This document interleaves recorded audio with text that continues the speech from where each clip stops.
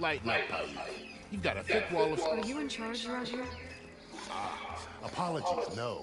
That would be Commander Nozar. I'm Lawan, his second-in-command. So, what brings Aloy of the Nora to Barren Light? I'm here for the embassy. I need it to happen so I can head west. And maybe now that Studious Wadis is here, we can finally get things underway. Yes, the Sun Priest. Walked in practically kicking and screaming behind his escort. Really seems to like his scrolls. But the embassy remains delayed. Commander Nozar has signaled our readiness, but the Tanakh marshals have yet to sound their horn. All right, fine. Let me through the gates then. I have my own business with them. I'm sure you do, but I'm afraid I can't. Commander's orders. Normally, the gates are open for any who dare to venture out. Asaram salvagers, a few especially brazen Karja, but no one's allowed in or out before an embassy. Now we're open. Once the Tanakh are left.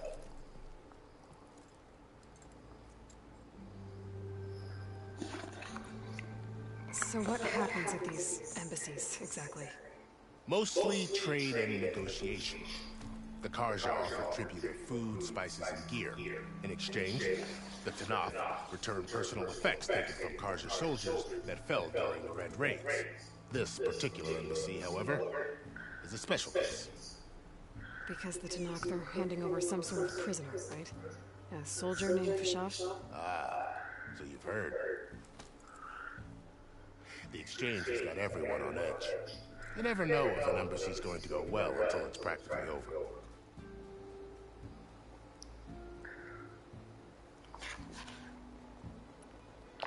You said something about Tanakh marshals. Who are they? They're the tribe's elite warriors. Before every embassy, they arrive with a contingent of soldiers from each of their 3 clans. Then, during the proceedings, they negotiate on behalf of their leader. And by negotiate, I mean stare down our Sun Priest until they concede. Paid over here came face to face with them for the first time at the last embassy. Came back drenched in his own sweat. It was hot that day, sir. It was indeed.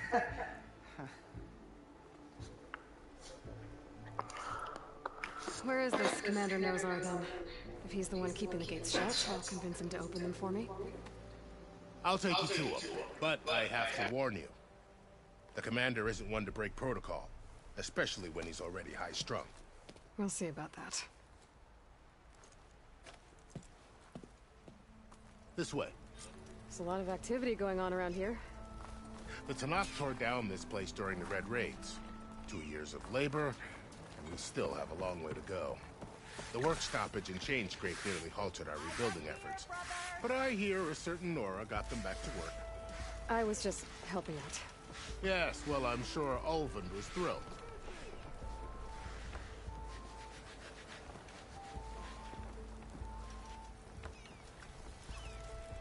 Stand aside, soldier. Sir?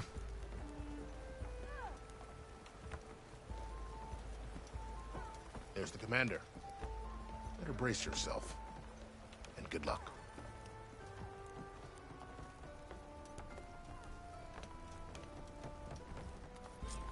How are we to hold an embassy with a tribe that can't even govern their own people? What more can you expect from barbarians? Ahem. Ah. Aloy, was it? Yes. The one who cleared the valley for you? That Aloy. We appreciate your service. At least we are ready for the embassy to begin. Didn't you just give the signal? Both sides must signal readiness. Until the Tanakh sound their horn, we wait. Yea, for as the first shall be... Shut up. Why the delay? The Tanakh are a tribe composed of 3 clans. How many banners do you see? You're just gonna wait? Go find out what's wrong. Oh, this isn't some forgotten corner of the East where you come from, Nora. It's the Forbidden West. If you don't like it, run back to Meridian, file a complaint. The Meridian I saved, you mean? That's right. Nobody walks to the gate until the 3rd clan arrives and the Tanakh horn has sounded. Not even the savior of Meridian.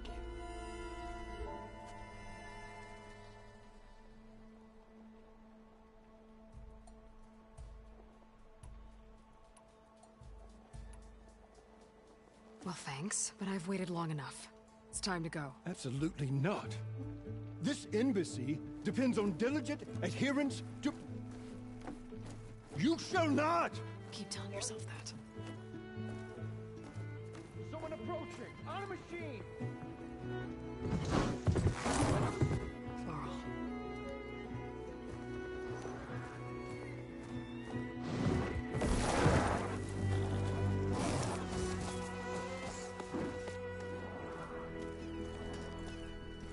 Open the gates, please. Do not let her through that gate! That is a direct order! Sorry, can't do it. Sir, it's the Savior! I don't care if it's a devil between herself. The gate is sealed until that torn road! I'm asking nicely. I don't know what to do. Hey, Varl. Hi, Aaron. What's happening? You know, the usual. Aloy wants something. People try to stand in her way. It's not gonna work. Gates. Oh, that's it! Arrest her! I'd like to see you try. Supporting fire? Yeah, I'm locked and loaded. Hey, Nozar! You stupid bastard. You think you got the authority to keep that door shut in the savior of Meridian's face? What do you think Sun King Avad is gonna do when he hears what you did? Promote you, huh? Let her through, boys. Saving the world. Forget something back in Meridian? Look, Laurel. It doesn't matter. Made it just in time.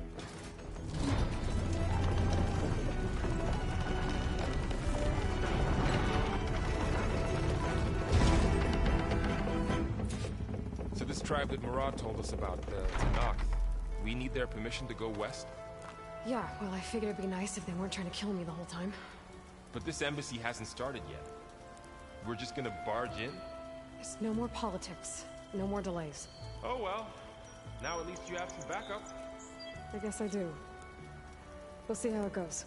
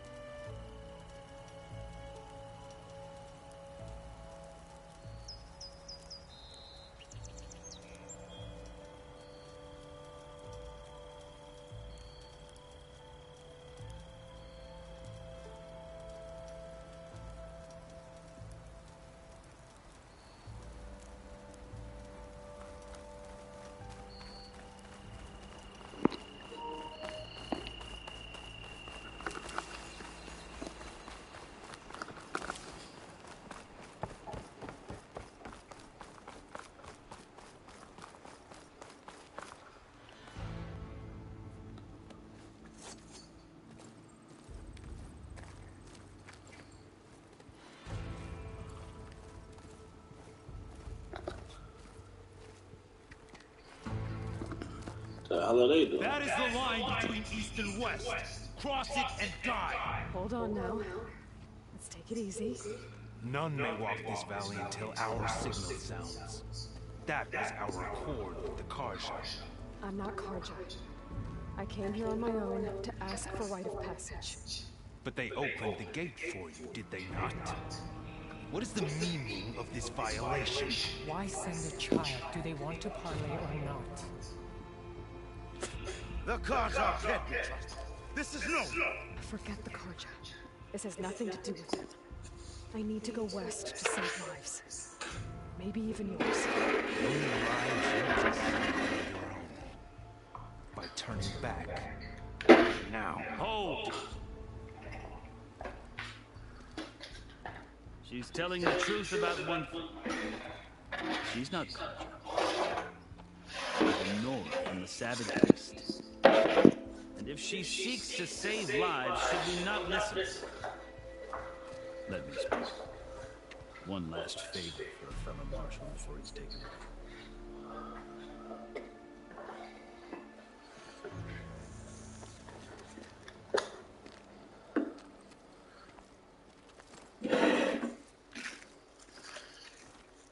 fearless, red-headed Nora. You must be the so-called savior of Meridian. Just it. I am unyielding Fashav. Once of the Karja High Command, last of the army of the setting sun. You're Fashav. Avad gave me a message for you. That he waits for you in Meridian, where you belong. Avad always was polite.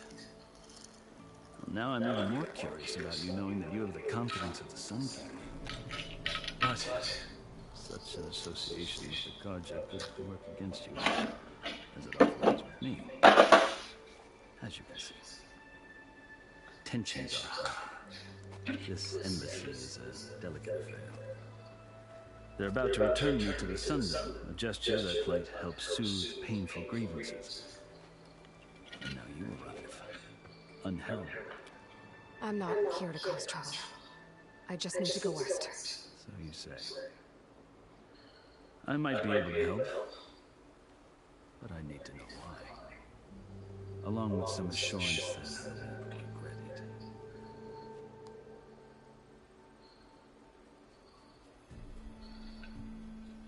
it. I've never seen markings like those on a Karja before. The Karja see ink as decoration. For the Tanakh, it is much more. A litany of deeds. A record of vanquished enemies. Looks like you've vanquished quite a few. I've fought my share of battles.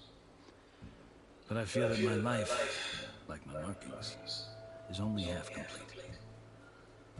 This side shows my martial arts. Before I die, I'd like to see the other half marked with the laurels of peace. How did you come to be among the Tanakh? It's quite a story, but not a quick one. Though I suppose neither of us is going anywhere before the embassy begins. Are you sure you want to hear it? I guess we have time.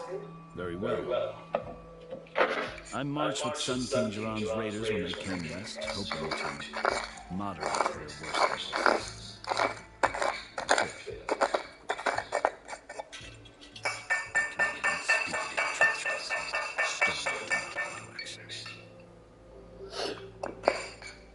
When the clans overran our forward encampment at Cinnabar Sands, I stayed behind to help the last stragglers evacuate. I was taken prisoner. I didn't make it easy for my captors, and they paid me back in kind in the journey to their capital. I lost so much blood on the way that I was white as a corpse when they threw me before Chief Hikaru. I thought I was dead for sure, so I resorted to desperate measures.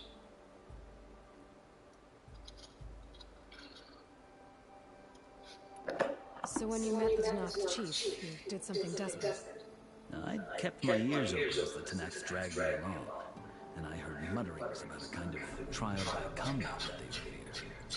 So, when they flung me at Hikaru's feet, I demanded this right, called the Kurut, thinking that by winning I could request a boon, my life, even my freedom. The other Tanakh howled, but Hikaru stared them down, and then his gaze fell upon me. Evidently, he appreciated my ingenuity. He allowed me to participate in the Kurut. Little did I know what I was in for.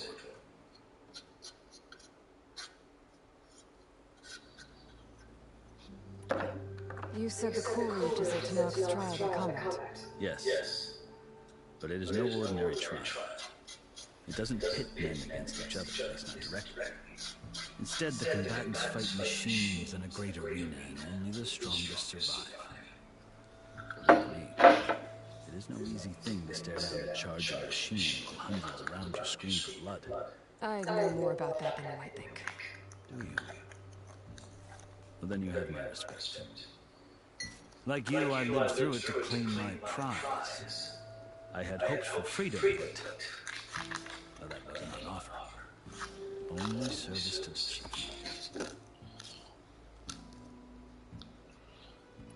You wound up serving the Tanakh's chief.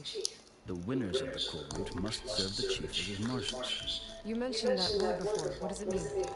The word itself refers to a kind of protective spirit from the ancient past. In practice, martial art Akara is roving lawgivers, part magistrate, part judge, part executioner. I won my place among their ranks and served as honor demanded, but many Tanakhs just spat on the ground when I walked by. And they did, until I started forcing them to the ground to grind their faces in. I guess that's one way to deal with it. As you may have noticed, violence is the native tongue for Tanakh. To survive under his master. The truth is, though, the Karja speak it too. More than they should. I can't blame the Tanakh for hating them. So then, are you still Karja? Part of me, yes. Always. But there is much to admire about the Tanakh. Especially their chief. I've heard stories about what it was like before his reign. 3 clans always at war, constantly slitting each other's throats. Hikaru and the marshals have crafted a delicate peace. And now he looks to the future. Who knows? Maybe that future will include cooperation with the Karja.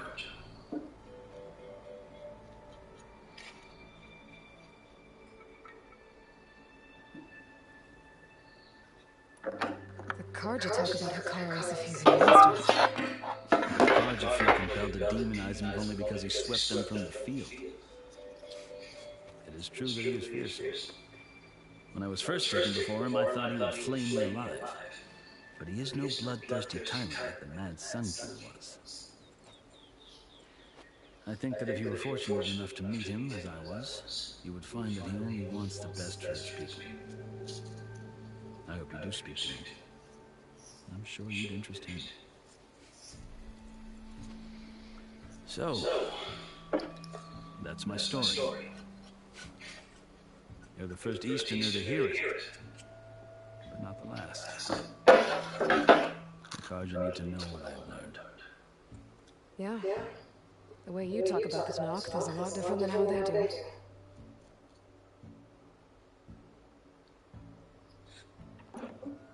Are you glad to be going back to Meridian? Oh, I'll admit that I wouldn't mind sleeping in a feather bed or sipping wine from the southern vineyards. But I have another goal in mind.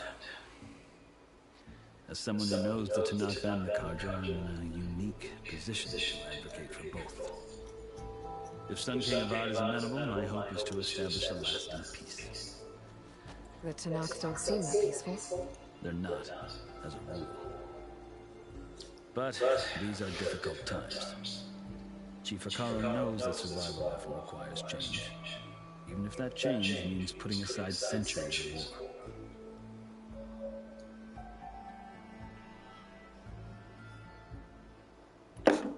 You asked why I need rite of passage. I'll tell you, but you won't like my answer. 6 months ago, the world almost ended in Meridian. That threat still exists. It's getting worse every day, much worse. Calling down storms, poisoning the water, enraging the machines. The source of it all has gone west, and I'm the only one who can stop it. I've seen the signs. And I've heard tales of incredible occurrences in Meridian, an army of demons vanquished by a red-haired champion. So I'm inclined to believe you. The burden of your task is written across your face clearer than any mark of mine. I'll grant you this, to serve as proof of your right to travel into Tanakh lands. A task so important, and it's just the two of you.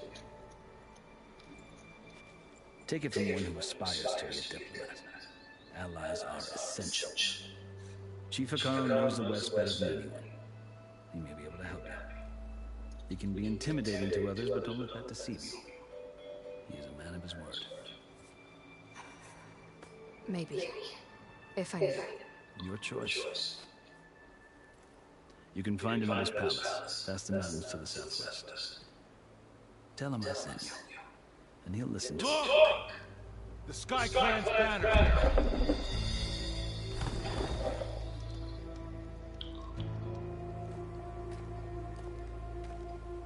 Marshals. It wasn't easy, but brought the Sky Clan with me. And the commander? No. I could only convince a few. He isn't yet aware we left. We have banners from all three clans. If there are fewer from the Sky Clan, it can't be helped. He's right. Sound the horn. Not all Tanakh can stomach the idea of parlaying with the Karja, but enough have come for us to begin. Then I'll be on my way. No, the other marshals were not permitted. You wanted safe passage, after the embassies.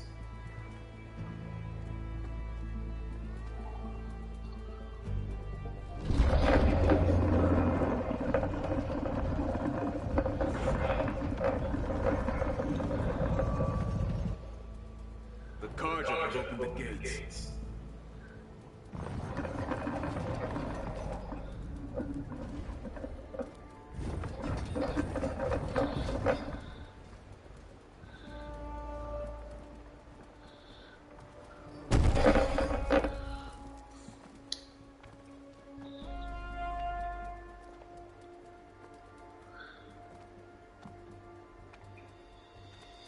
As the sun rises over a land at war, so too can it set over a land at peace. Today is such. Hear me, marshals! You who claim to be Tanakh! Regala, Chief Akaro's biggest mistake. A rival whom he should have killed. You have forgotten that our people were born in blood. The blood of the Karja. Instead, you pledge your spears to a chief who conspires with the enemy. Hikaru has betrayed us! The embassy is proof! And all of you marshals are his accomplices! For this, I condemn you to death! You'll need more than toothless threats to intimidate us. Exile.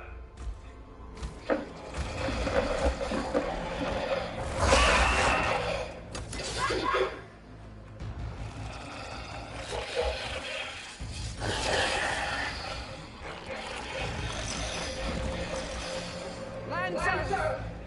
Form up!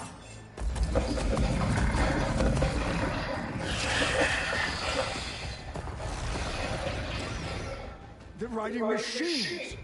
Where'd they learn to do that? Silence. Vashal! Come with us now, or not at all! Archers! Light them up!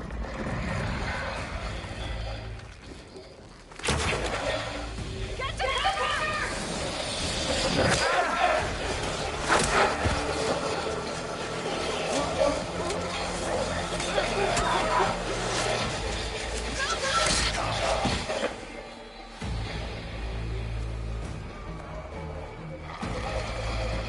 Archers! Keep them back!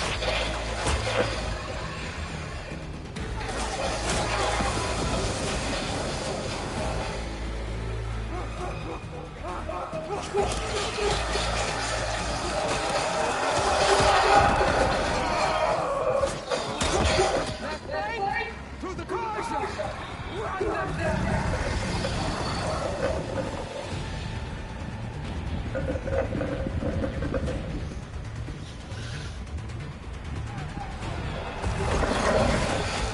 They're not gonna make it.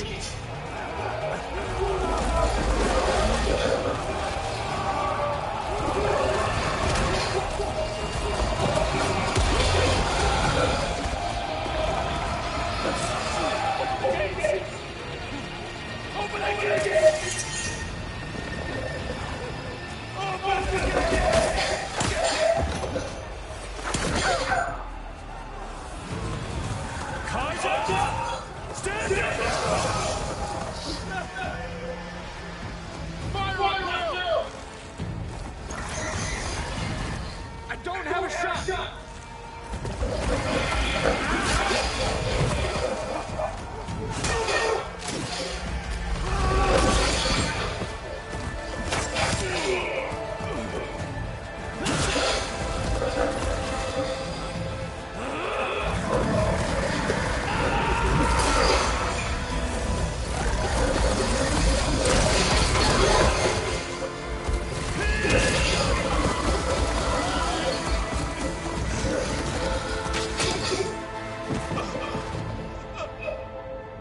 What happened?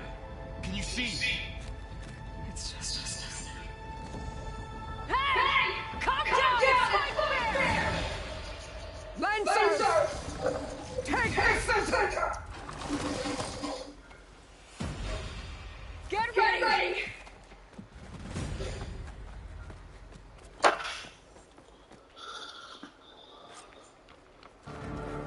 Stick to cover! Archers on the ridge!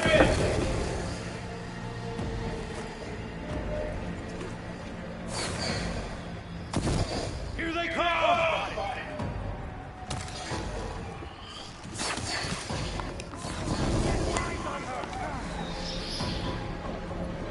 You okay? We've got this!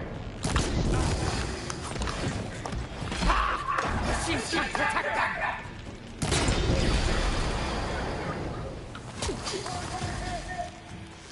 Get there. They need cover!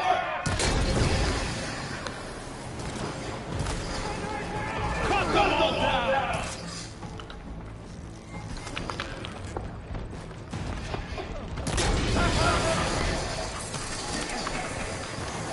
Another one more!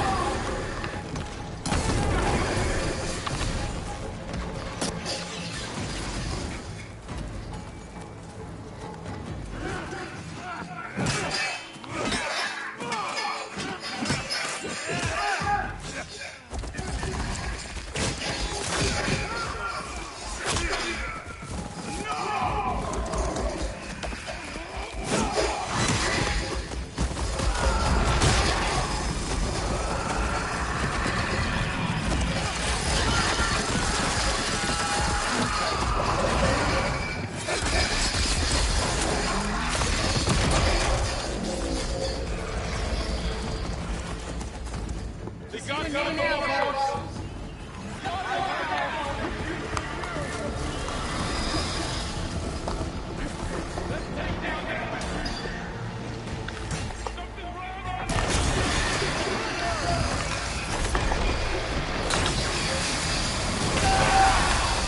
I can keep going.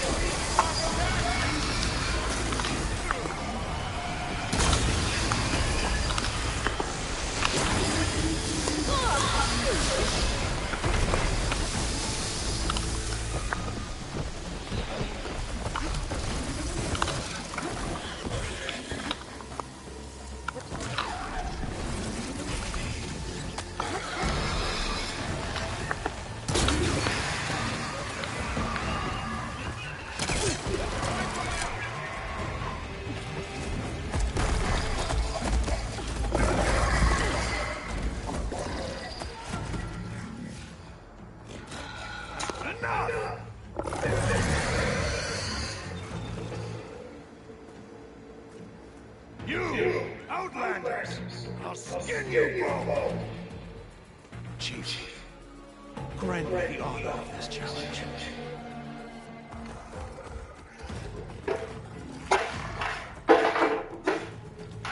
Granted.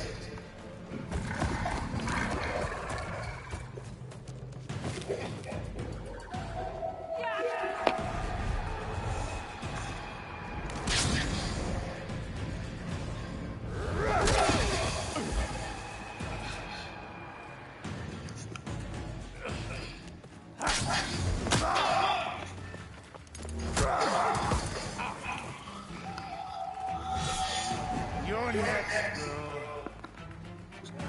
I've never seen a shield like that. Better scan it. I can break through a shield if I damage it enough.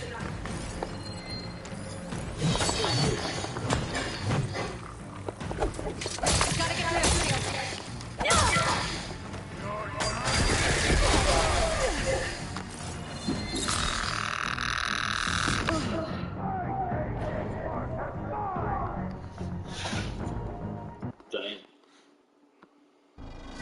Never see a shield like that. Better scan it.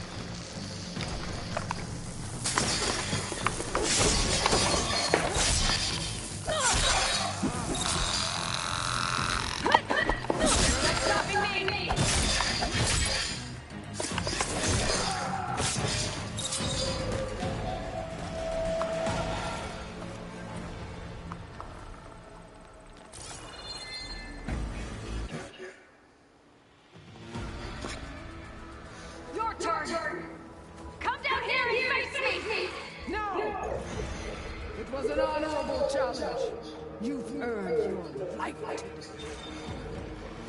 Comrades! Mark this day! Today you have decimated the Marshals! Slaughtered the Karja! So begins our war, honeycomb! Move out!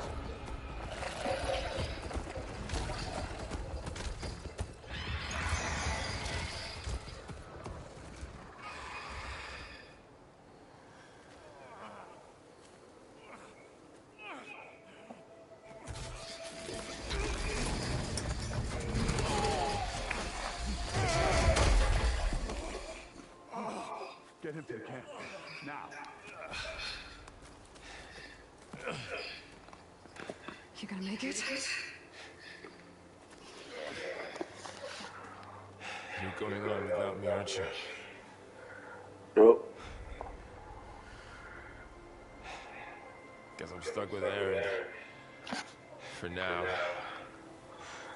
Yep. Come on. I'll take you back to the fort.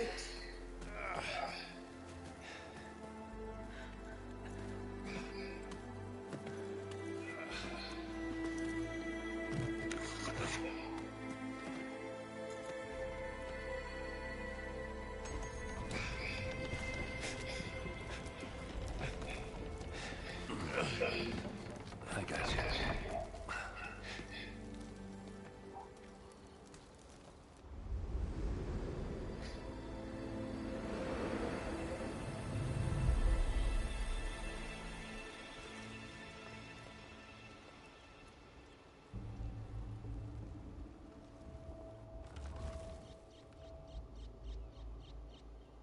It's salvage time, boys.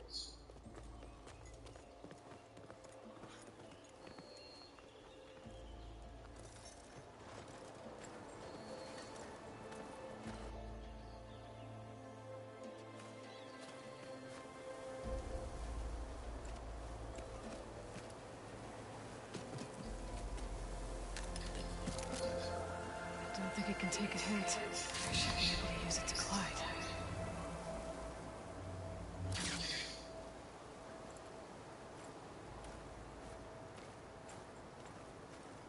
Aloy. We're still trying to sort out this mess. Seems like the Tanakh have a civil war in their hands. That sounds about right. The Marshals weren't expecting Regala to attack. And the entire Karja delegation was slain. Nozar, Wadis, Fashav, a massacre. What will you do now? I have to head west. Hopefully this rite of passage is still good. For what I'm after, I'll cross all of Tanakh's territory if I have to. Then you have a long road ahead of you. This is only the threshold of the Forbidden West. The Tanakh's true domain lies over the mountains that border Plainzone, home of the Utaru tribe.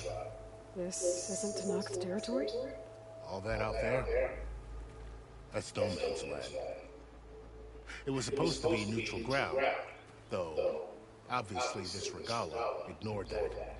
Her rebels approached from the north, with all those machines they were riding. They must have made camp up that way. The rebels were riding bristlebacks. And there were bristlebacks in the Daunt. Are you saying the rebels let them into the Daunt? How would that even be possible? I don't know. But it's worth looking into. While you're at it, there were a number of Karja and Oseram who went out there before the gates were shut for the embassy. Maybe you could check in on them. See if they're alright. I can keep an eye out. Is there a tall neck somewhere nearby? A tall neck? There's that one, over there, near the Utaru border. But why? It's hard to explain. It'll help me get the lay of the land. If you say so. Is there anything else I can tell you before you go? Fashav called Regala a rival. Someone that Tanakh's chief should have killed. Yeah, I reckon he should have. She's obviously a huge threat. Her attack was coordinated and precise. Until you got in her way, that is. They knew the lay of the land. And they knew Fashav was going to be handed over at the embassy. If the Tanakh weren't expecting her, She must have spent months gathering an army in secret. They had to have made camp nearby. Somewhere they could lie low until the perfect moment to strike.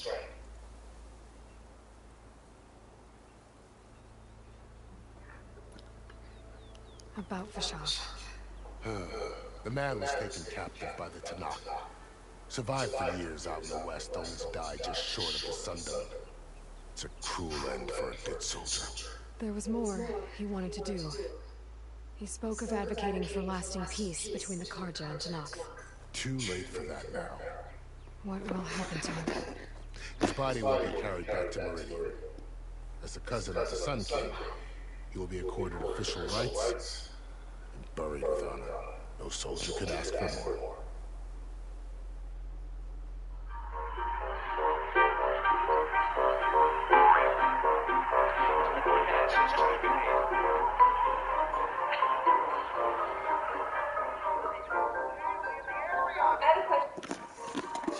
It's too bad. What was our bodies? At least Nazar went out fighting. As for the Sun Priest, well, no one deserves to go without. I'll make sure they're given proper funeral rites. It's the least I can do.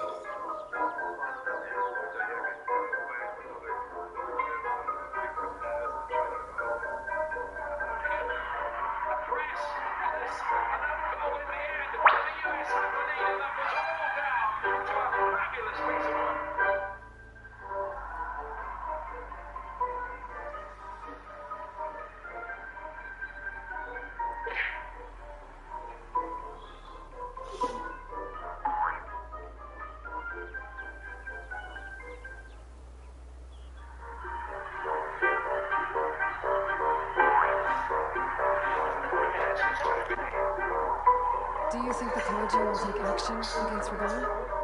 Seems like you'd have common ground with the Tanakh. An expedition of the Karja army into the west could be taken as the start of another invasion. Sun King Avad will risk it. That said, we can't allow ourselves to be caught unaware by an attack like that again.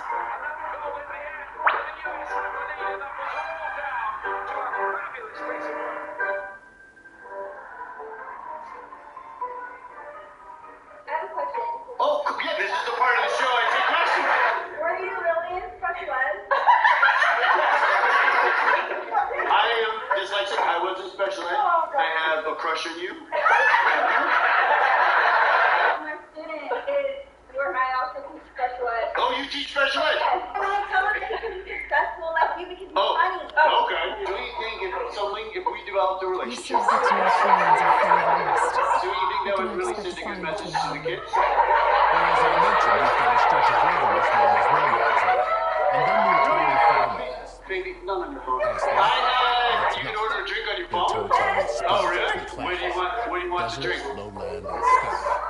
Right. I saw Yeah, their I bands can of read.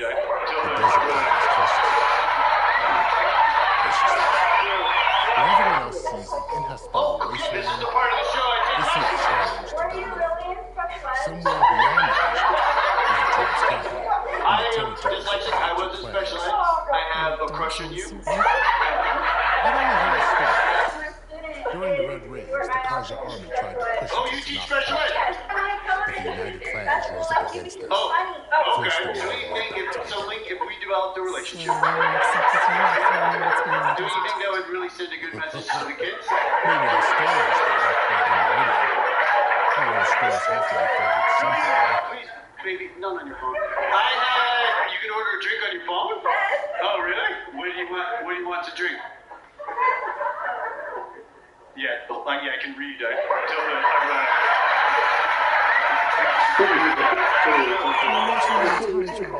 Oh, Their this lines is are the part of the between show I Home take and questions. the West. Were you That's right. really in special ed? Plain sailing is their goal.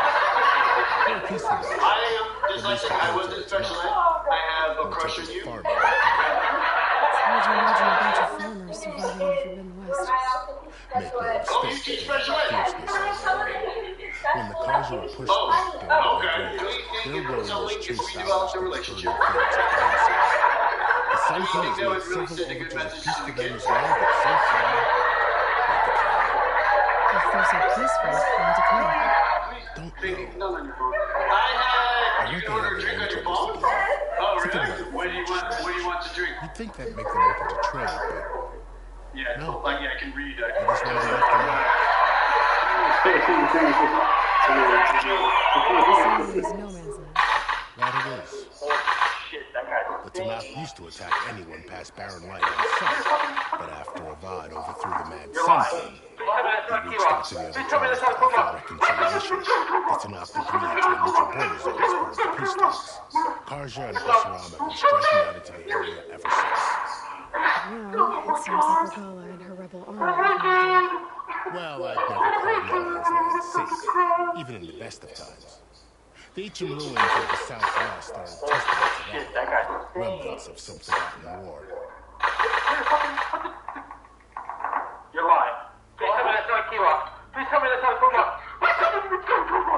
Please tell me that's not Kuma. Please tell me that's not Kuma. You're so dead. You're... Oh my God. Oh my God. Oh my God. I'm gonna fucking cry. Holy shit, that guy's stinks. You're lying. Please tell me that's not Kira. Please tell me that's not Kuma. Please tell me that's not Kuma. Please tell me that's not Kuma. Please tell me that's not Kuma. You're so dead. You're... Oh my God. You said there were others who were doing weapons were open before. Well, in addition to the salvagers that just went through, there were a couple of other players at Asheram Belvas. Even saw two Karja scholars taking southwest with an Asheram crew. Not sure if that section was brave or just foolhardy.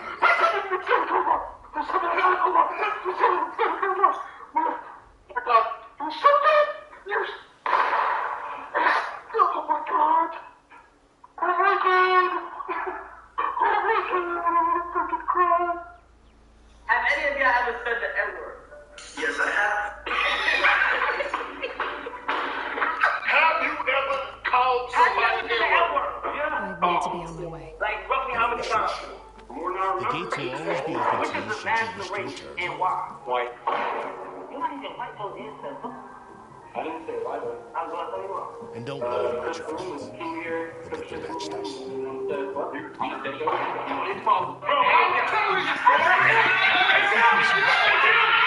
Would you let me date your daughter or your sister?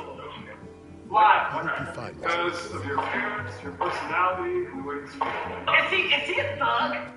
What do you mean by thug? Give me a definition. Does he look like a thug? Like, what's a thug? You know what he is. Like a criminal? Yeah, like, does he look like a criminal? Does he look like a criminal? Yeah. I mean, you don't look like a scholar. Have any of y'all ever said the N-word? Yes, I have. Have you ever called somebody the N-word? Yeah. Oh. Like, roughly how many times? Which is the master race and why? White. The coordinates from the square should lead to silence and Hades.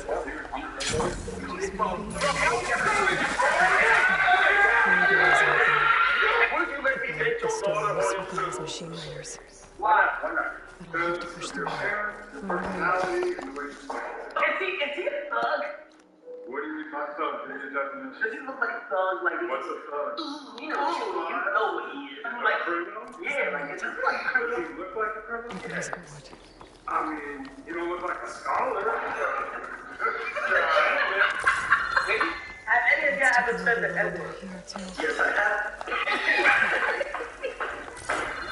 Have you ever called somebody the N-word? Yeah. Oh. Like, roughly how many times? More than I remember. Which is the master race and why? Supposed to be the salvagers. You're not even like those ancestors. I didn't say right. I'm going to tell you what. Chris Boone is 2 years. I'm going to show you.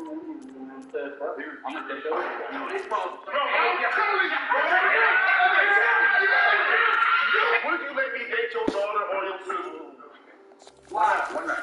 Because of your appearance, your personality, and the way you speak. Is he a thug? What do you mean by thug? Give me a definition. Does he look like a thug? Like, What's a thug? you know what he is. Like, criminal? yeah, like, Something's going on. You look like a criminal? yeah. I mean, you don't look like a scholar. Have any of y'all ever said the N-word? Yes, I have. Have you ever called somebody the N-word. Oh, Like, how many times? more than I remember. Which is the master race and why? White. You're not even white, though, man. I didn't say white. I'm going to tell you what. Crystal was 2 years. I'm going to say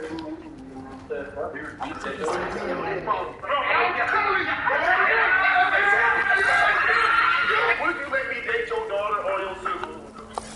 Why? Because of your parents, your personality, and the way you speak. Is he a thug? What do you mean by thug? Does he look like a thug? Like, What's a thug? you know what he is. Like, Criminal? yeah, like, is this like a Does criminal? he look like a criminal? Yeah. I mean, you don't look like a scholar. Have any of y'all ever said the N-word? Yes, I have. Have you ever called somebody the N-word? N-word. Oh, Like, roughly how many times? more than I remember. Which is the master race and why? White. You're not even white, though, man. I didn't say white. I'm going to tell you what. Crystal was 2 years. I'm going to say that.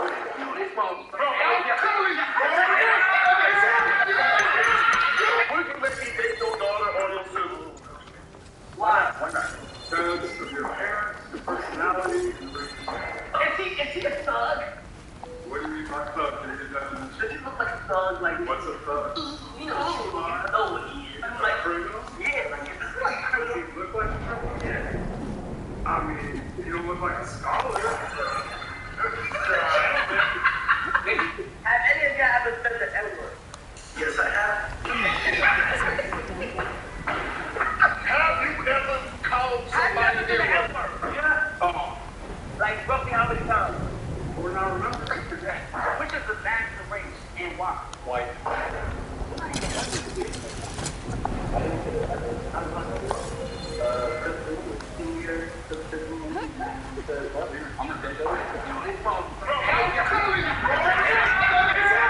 Would you let me date your daughter or your sister? Why? Why not? Because of your parents, your personality, and the way you speak. Is he a thug? What do you mean by thug? Give me a definition. Does he look like a thug? Like, What's a thug? you know what he is. Like, Criminal? yeah. Does he look like a criminal? Yeah. I mean, you don't look like a scholar. Have any of y'all ever said the N-word? Yes, I have. Have you ever called somebody N-word? Oh, Like, roughly how many times? more than I remember. Which is the master race and why? White. I didn't say white. I'm going to tell you what. I'm gonna say that. Would you let me date your daughter or your sister? Why? Why not? Because of your parents, personality, and the way you speak. Is he a thug? What do you mean by thug? Give me a definition. Does he look like a thug? Like, What's a thug? you know what he is. Like, Criminal? yeah, like, is this like a Does criminal? he look like a criminal? Yeah. I mean, you don't look like a scholar.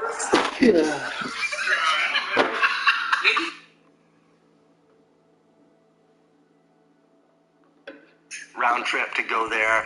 Or like there was a cheat where if I didn't have the $50, you could take a bus to Foxwoods Casino. Foxwoods Casino subsidized the cost of the bus, so people go there to gamble. And it was close enough to where I lived where I could like get there. So that was like a cheaper way to do it. Wow. So I never stepped away from the kid or my role as a parent. Did you ever go to FAO Schwartz, like in the movie? Yeah, when he was little, that's what we would do. Yeah. We had so much fun.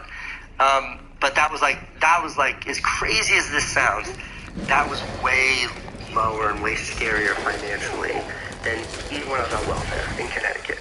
There was something saying, like I lived in a trailer, I lived in a caravan, but I knew that was there every night. And I knew I worked in a restaurant, there was always food. And when I got to New York, there was like, I had nothing. I was like a bike messenger, and I remember being a bike messenger, and like my first paycheck as a bike messenger was like $270, but they contact you on your personal cell phone, and my cell phone bill was like $50 more than my paycheck, and I'm like losing money. And it was just fucking scary. Sorry, like, to interrupt. What are your aspirations at this point in your life story? Exactly what they were right now. Like, I just wanted to make movies. You know, like that thing that I would come into the city and talk to my brother Dan about. He had bought the computer that you could edit video on. And I had the camcorder to make videos of my kid. Like, I got a WWF Brett the Hitman Hart credit card, maxed it out at Tweeter, which was like an electronics store in the fucking Crystal Mall, to buy a camcorder to film my kid. And Van had the computer, I had the camera, so we would like join forces to make little videos. I was like, this is all I want to do for the rest of my life. So I'd like come in, like that was the dream, but instead I was like a bike messenger. And it was just rough. It was like really, really brutal. Those were like the scariest months. When do you get the break? Not even the big break. I mean, so like I met this artist who was like a studio near Tom Sachs, and like I started working for him for like $10 an hour under the table, doing like odd jobs and doing bullshit, and that sort of was something more than being a bike messenger. At least I knew it was sort of a dependable thing, which just wasn't much fun. Like I remember like one point in time he had this like model girlfriend, a friend of his or a friend of the studio's or something, and she needed a house sitter. So I like went and stayed at her cushy apartment. All I had to do was look after her two like fucking half cheetah, half cat cats. Yeah. You know, these like Those are cool. Very fancy, fucking awful cats that destroy everything. And she was like, they each get 2 cans of this like fancy cat food. And she just never came back. She was supposed to be back in 3 weeks, and it was like a month and a half later. And I was like, we're out of fucking cat food. And I just remember thinking it was like, it's the cats or me. I'm like, I'm not going hungry. So it was like these cats went from getting 2 cans of each a day.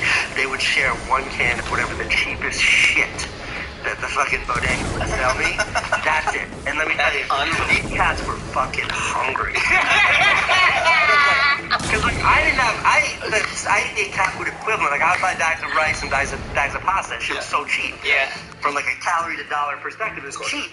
And the cats would just watch me eat my plain pasta. And I'd be like, you ever seen a cat eat plain pasta? You know how hungry a cat has to be to eat plain pasta? like Lady and the Tramp, they just like slurp it up. It was like they would like fight and like scratch me. They would scratch me in bed. And like that felt like that went on. That felt like that went on for a really long time. Yeah. So New York is a struggle for you. You're living in chaos. The scariest year of my life. Yeah. In the formative years of your life. Yeah. But you're kind of okay with it. You're almost like comfortable in the chaos. And then you come to New York, and that's the difficult part. That's when like chaos was like quite literally off the charts. And when I say off the charts, I mean like imagine what your scope of chaos, like welfare, uncertainty, like no education, no skills, no discernible skills, no way to make a living. Yeah. And then like you come into a city with no skills to transfer into this city. I couldn't get a job washing dishes here because it was like too competitive. And like nobody knew. It was just I was too young and it was weird. Like I couldn't get the fucking gig. Yeah. And then like the really key part is that apartment that my brother's girlfriend rented for me was from June 1 to September 1. So it was 3 months it was up. September 1, like I had no place to stay. I met this like really cool friend of my brother's girlfriend. She was like in his acting class, this cool gay guy who had rich parents, and he's like, I've got this loft my dad's paying for. I need cash. If you give me $500 a month, you can stay on my couch. And I was like, sweet. Moved into his place on Rector Street, dope apartment. There was like 3 roommates in there, me, girl named Kamara, and him. And like my 11th, another kid. No. That probably would have been easier to cope with. But we lived on Rector Street.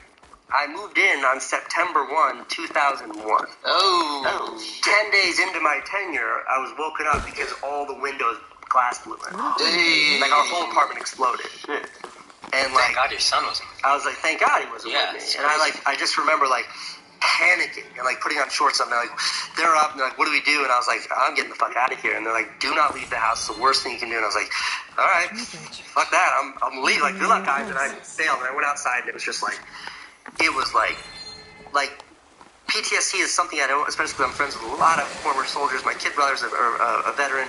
I don't use that lightly, but like I could describe for you in the most vivid detail Like if I could export this, if I could draw, I could paint for you a frame by frame, 24 frames per second, what I experienced for the preceding 4 hours with the most vivid smells, tastes, colors, everything. Yep. I stepped outside of my apartment and I just see someone frantically, not in uniform, a human, just fucking dressed like you or I dressed, running around frantically with a stack of sheets this high, taking the sheets, one hand, wringing it out, and then dropping them. And I'm like, what the fuck is that person doing? And as they drop them, they turn red. And I realized they were dropping those sheets on remains that had fallen. And when I realized that, my brain just, nothing could compute. Remains of human beings that had fallen from the plane. To mark them. To cover them. For sheet. I thought you were talking about like sheets of like loose no, leaf paper. sheets, bed sheets. Oh, white my cloth bed God. sheets. And like my brain, like you, now I couldn't understand that. Yeah. And then I definitely couldn't understand. And I just like got on my bike and like I had my video camera and I was like trying to bike away and I like stopped and I just see like all these cops running and I see like paper falling and it's like could not make sense of it. And then like a fireman just starts screaming. I'm like, get out of here. Like for my own safety. It was not being a jerk. And I was like, start biking away and then just like hate, like you never imagine, just throws me off my bike, and that was the second plane hit it. Like skinned my knees, get up, and like race to Van's apartment on 14th Street, and I like get Van, like what do we do? And I was like, we gotta go to the hospital, and we gotta go help people. And like we went to St. Vincent's. Okay, St. Vincent's, rest in peace. This has been closed down and turned into overpriced condominiums. And we were like out front there, and like helping, and I just remember like no one knew what to do. And we're like the cops showed up and the cops were like, who's in charge, and I was like, what's the question? And they're like, what do we do? And I was like, I need you to shut down that street, shut down traffic here, only let the ambulances through, create a way for the ambulance to come through. You have flares? They're like, they're in the trunk. I was like, get the flares. And I was literally on New York 1 like fucking commanding the situation as like a 20-year-old outside of St. Vincent's because there was just nothing. And I remember like the one thing I was like is like we have to start lining shit up, and they're like we're out of cots. And I was like get rolling chairs, put sheets over, line them up, and like all this, and like everybody was red, and no one did. Like there was no one to be saved. And it's like that's where I was standing. Like you know that view on 6th Ave, looking straight down at the World Trade Center, they were right there. And I just like standing in slow motion watching them fall. And it was like so like this wow.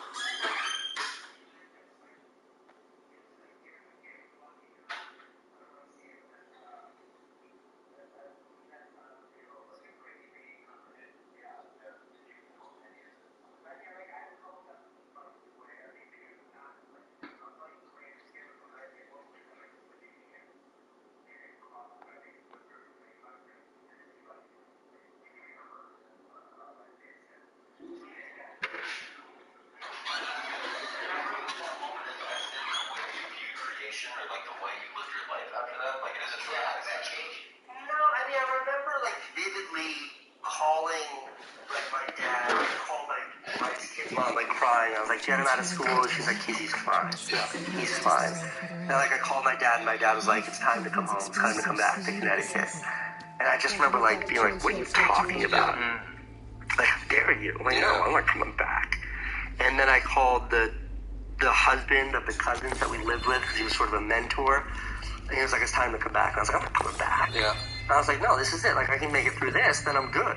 Like, I'm good. Yeah. And then that was when I got, like, the SRO, and, like, I started to figure it out after that. Like, it started to make sense after that. Yeah. My brother was... I was in high school at the time. I was going to high school, Baruch College Campus High School. So I was up on 23rd. Yeah. My brother was going to middle school. There's a middle school a couple blocks away from the Trade Center.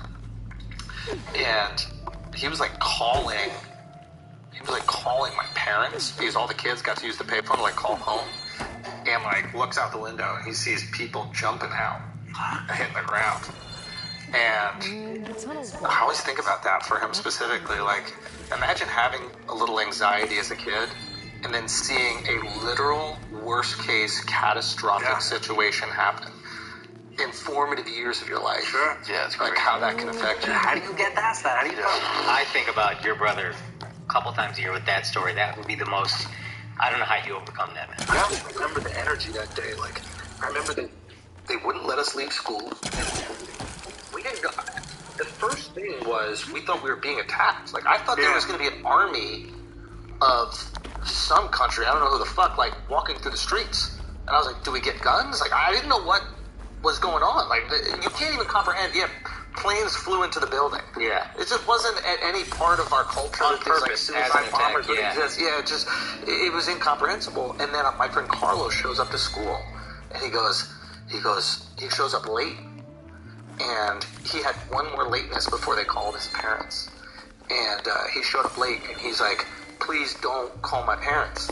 And the teachers were like, this is your violation. He goes, no, you don't understand. Like, I saw a plane go hit the World Trade Center. That's why I'm late. They weren't buying this excuse. They gotta be better than that. Yeah. Bro, and it was just like, and then once we found out, we're like, and you still came to school? It was just this, like, crazy collection of events. You guys actually all met Carlos. He came to the Radio City show. Yeah, that's right. I mean, just an unbelievable day, man. Yeah. What was the energy like in the city following that? Like the 2 weeks after? There were like fucking tanks. There weren't tanks, but there were Humvees, like up armored Humvees, military. It was just wild. I just like that night, the night of September 11th. Quiet. It was like I've only been scared twice in my life. Like the only time in my life I can only remember like laying in bed being genuinely scared. And that was one of those times, like only twice, my whole fucking life. I've slept at 21,000 feet. Like, I've slept in the death zone. I've slept in fucking Afghanistan during the war, where like we had woken up out of bed and we have to go climb into concrete tubes because the base is being attacked. Like, I've been in some fucked up situations before. And like, slept on the streets of Prague with Dean. Like, I've been in some fucked up situations and not, like, nothing. No fear whatsoever. Why that night? Because, like, you remember the F-16s? Fucking trying to fall asleep. Super low-flying F-16s. And just the uncertainty. You're like, where does this end? There's no internet. There's no Twitter. That's the other thing. All you have is New York Morning fucking CNN. And the way that we reflect on it, it's like, here are these 5 isolated attacks, and then it's over. But at that point, we didn't know it was over. No, you have no idea. It could all continue. planes are grounded. You know, you've got... But you hear an F-16, you're like, wait a minute, is that the next plane that's going to hit a fucking building? Or are they shooting something down? It's like, how do we get out of the city? My roommates, they were like, don't leave, don't leave. We didn't hear from them for 5 days. I was just about to ask what happened to them. So what happened was the fire department was doing door-to-door. They found them. Because after the buildings fell, all that broken glass was turned to dust. Also, keep in mind, like, for everybody watching at home, it's like the area that you were in is ground zero adjacent. It's very we're up against the World Trade Center. Yeah. So you're getting hit by the dust. They got tough. And their windows are already frozen. Yeah, so the fire department pulled them out, put them on a boat, and then brought them to a school in New Jersey. But they didn't have cell phones or anything. So like, they called their loved ones their parents, but it wasn't like we were calling their parents. We said no. And we finally figured out they were fine, but like there's no, like, thank God I left. Yeah. That day was so scary for me because I was in school, high school, in Broad Channel, which is on Rockaway, but it's right against the water, and we can actually see the World Trade. Like, we can see the buildings. And I know my mom worked really close. She worked in the courts, and so that day I couldn't get a hold of her at all. And then the trains were shut down, and it's like by train it's like an hour and a half just to get to Rockaway. So like I finally got in contact with my mom maybe at 9 p.m. at night. She had to walk across Brooklyn Bridge, walk all through Brooklyn. I think she wasn't able to get into a car until maybe like Rockaway Boulevard, but she didn't get home till 11 p.m. that night.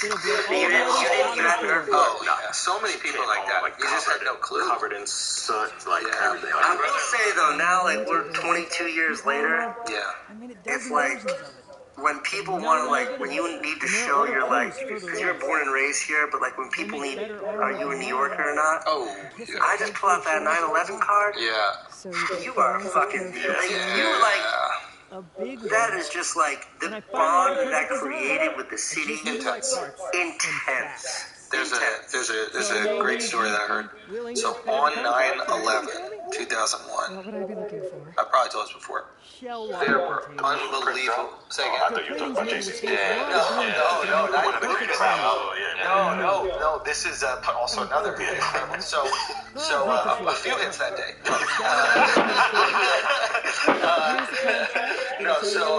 So there was unbelievable waves. My people will pick up the controls. I'll give this a closer look later. Thanks. 6-foot barrels, clean offshore winds. And that's the other thing. If you actually look at the towers and the way that the wind is blowing off the towers, the wind is going to Brooklyn, right? And that's why Brooklyn was actually a little bit affected by something like the dust and stuff. So the wind, and that means it's offshore for the island. So people are on Rockaway there, and a lot of these surfers took the train out to Rockaway. So they have the best surf session that they can possibly imagine. They're like, nothing can go wrong. This is the greatest day of my life. I've got the best waves of my life. And they get out of the water, they look, and they try to get on the sub, but they can't. And then they see in the distance the smoke coming off. Think about that. Think about the euphoria you're experiencing after surfing. I mean, obviously, you know, but anybody who surfs has known, like, you come out of the pool, you come out of the ocean, it's like, cloud nine is floating. You were just in heaven. Yeah, and then seeing that, finding out, and not being able to get in touch with anybody, not being able to get back to the city, not being able to speak to your parents, your brothers, your kids, like, My brother went to school downtown, had to run across the Brooklyn Bridge. And he had like a couple of runs fall, but he was in good shape. I think he was on the basketball team. So he'd have to like go back and pick him up and carry him as how he could and like help them get across the fucking insane thing. And then he was a senior, so I don't even think he had a graduation. Because we're just like, you're not. But you're not in one school. I thought this was a comedy podcast. We'll find some comedy at 9/11. Don't forget that Jay-Z thing. We had that. You know who had the blueprint? Al-Qaeda. But yes, okay, so you go through this traumatic event. It's the only thing in your life that fucking scares you. What was the other time you were scared? I don't want to skip too far ahead. No, like when my daughter was sick, my baby daughter was sick. There was a moment, and it was like, that eclipsed everything else, but she's fine. Yeah. But it was like, kids will fuck you up. Uncertainty, and a thing that you can't control. Let me know if Both events. Yeah. You know? Yeah. Because I don't know, if you come across to me as someone who, I feel as if you believe that you can control most situations or get yourself out of most situations. So and you'll put yourself in quite naughty, almost devious situations, knowing that like I can probably wiggle my way out of here. Look, if you were stuck in like a Thai prison for smuggling heroin, you can call me. I'll fucking get you out, one way or another.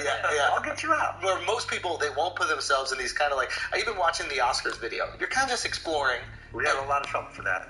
But most people wouldn't even put themselves back there because they go, oh, what if they kick me out? I'd get embarrassed, and people. You know what happened? I don't think we showed in the video. No, what happened?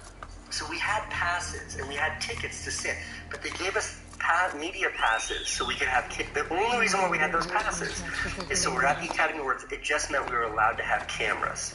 They issued the wrong passes to us. So our passes not only did that, but when you put them up to the security gates, it said we had the same degree of access as the official Academy Award cameramen. So you could we were allowed in places that Brad Pitt was not allowed. This is great. And I remember the moment where it was like we pushed it too far. After you win your Academy Award, they take you to this like winner's room up in an elevator, and it's this like small bar as big as your studio here, and it's just the people who have just won. It's a place to decompress before you go talk to the media and all. And I'm in there. And it sounds cool, but there was a little bit like once I realized what was going on, that I was like, Meryl Streep's just looking at you like, what the fuck is they this were guy all like, doing? that's what it. But I was like, I didn't earn this, and I just like I left. I was like, maybe someday. Awards are not part of life, or whatever you do life, but someday. But the clothes, everybody in there had burned it. And I was like, I would fucking trip over it. I didn't use any of the first for something I can go. I had it. And it's fucking. I have my nerve. I didn't win that. And I cheated my plan. But they all are lives together. So I do, but I don't. They got the award for specifically. Yes. That's his buying the camera.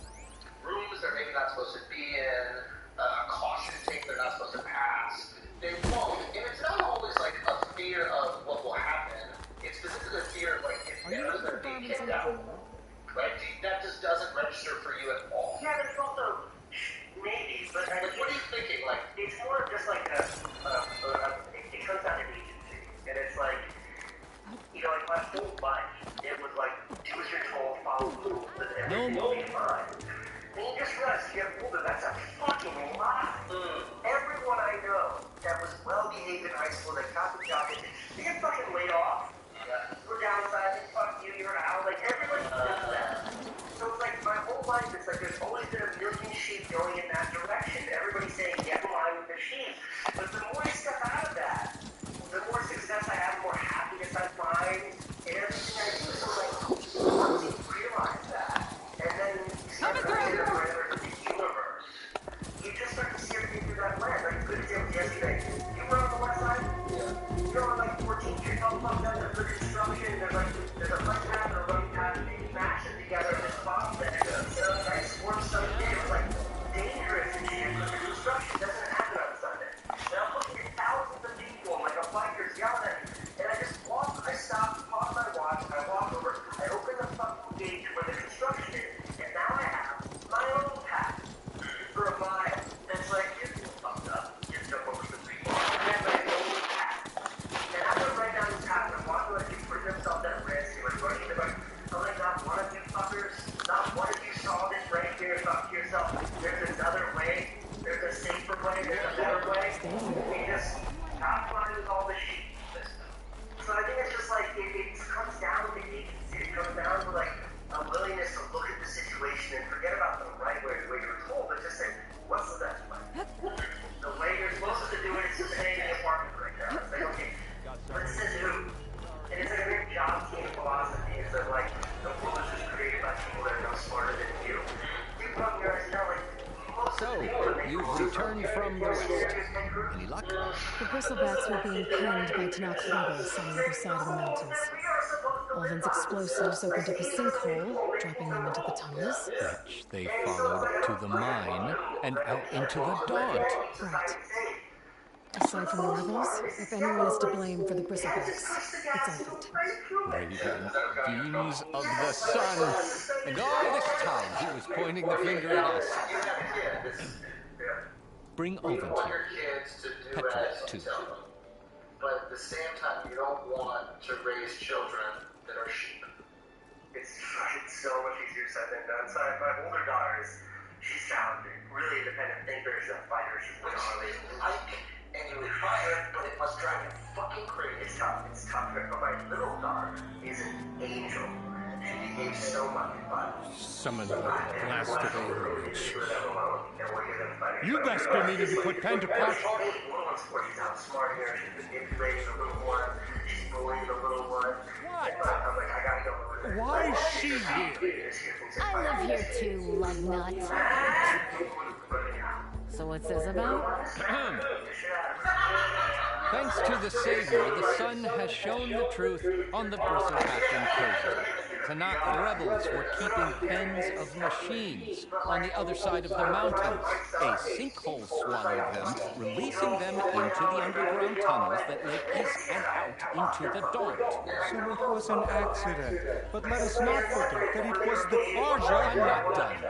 The sinkhole only formed due to your unauthorized blasting in the southern mine, Ulvin. You are responsible for the machine rampage, the workers we lost, the destruction the bristlebacks caused. All of it. My dear magistrate, has your precious son baked your senses? I would never give such an order without first consulting you. Evidence says otherwise. Aloy found the shipping manifest in the mine. You skirted the laws of the Sundom, Ulvin. All for a few extra shots. And you almost drowned your other miners. And sent that oversized tool over there to intimidate a bunch of refugees. I won't say it first, I'll tell you afterwards, but he said something. I demand an official investigation. I won't be the victim of some Karja scheme. Certainly.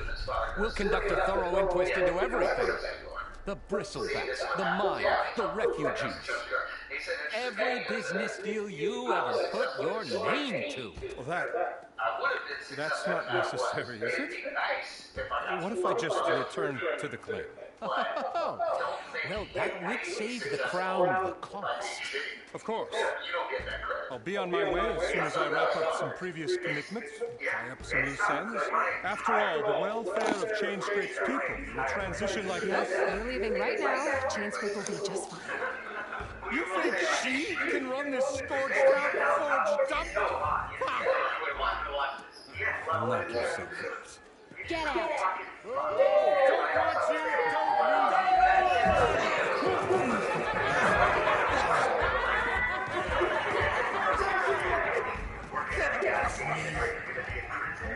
Mud looks good on an old hand. And I'll tell you now, like, I've worked with a lot of kids, I've volunteered Sun with a lot of burns kids, red I've, like, shadow. got kids, fucking love kids, like... Thank you for that, Aloy. Here, please accept this token of gratitude. You've done the Sundom, and my sanity, a great service. And I believe we have some matters to discuss. Guess we do. Not the most pleasant boots to fill, but I'll wear them. All thanks to you, Flame Hair. Because I was acting out. Yeah.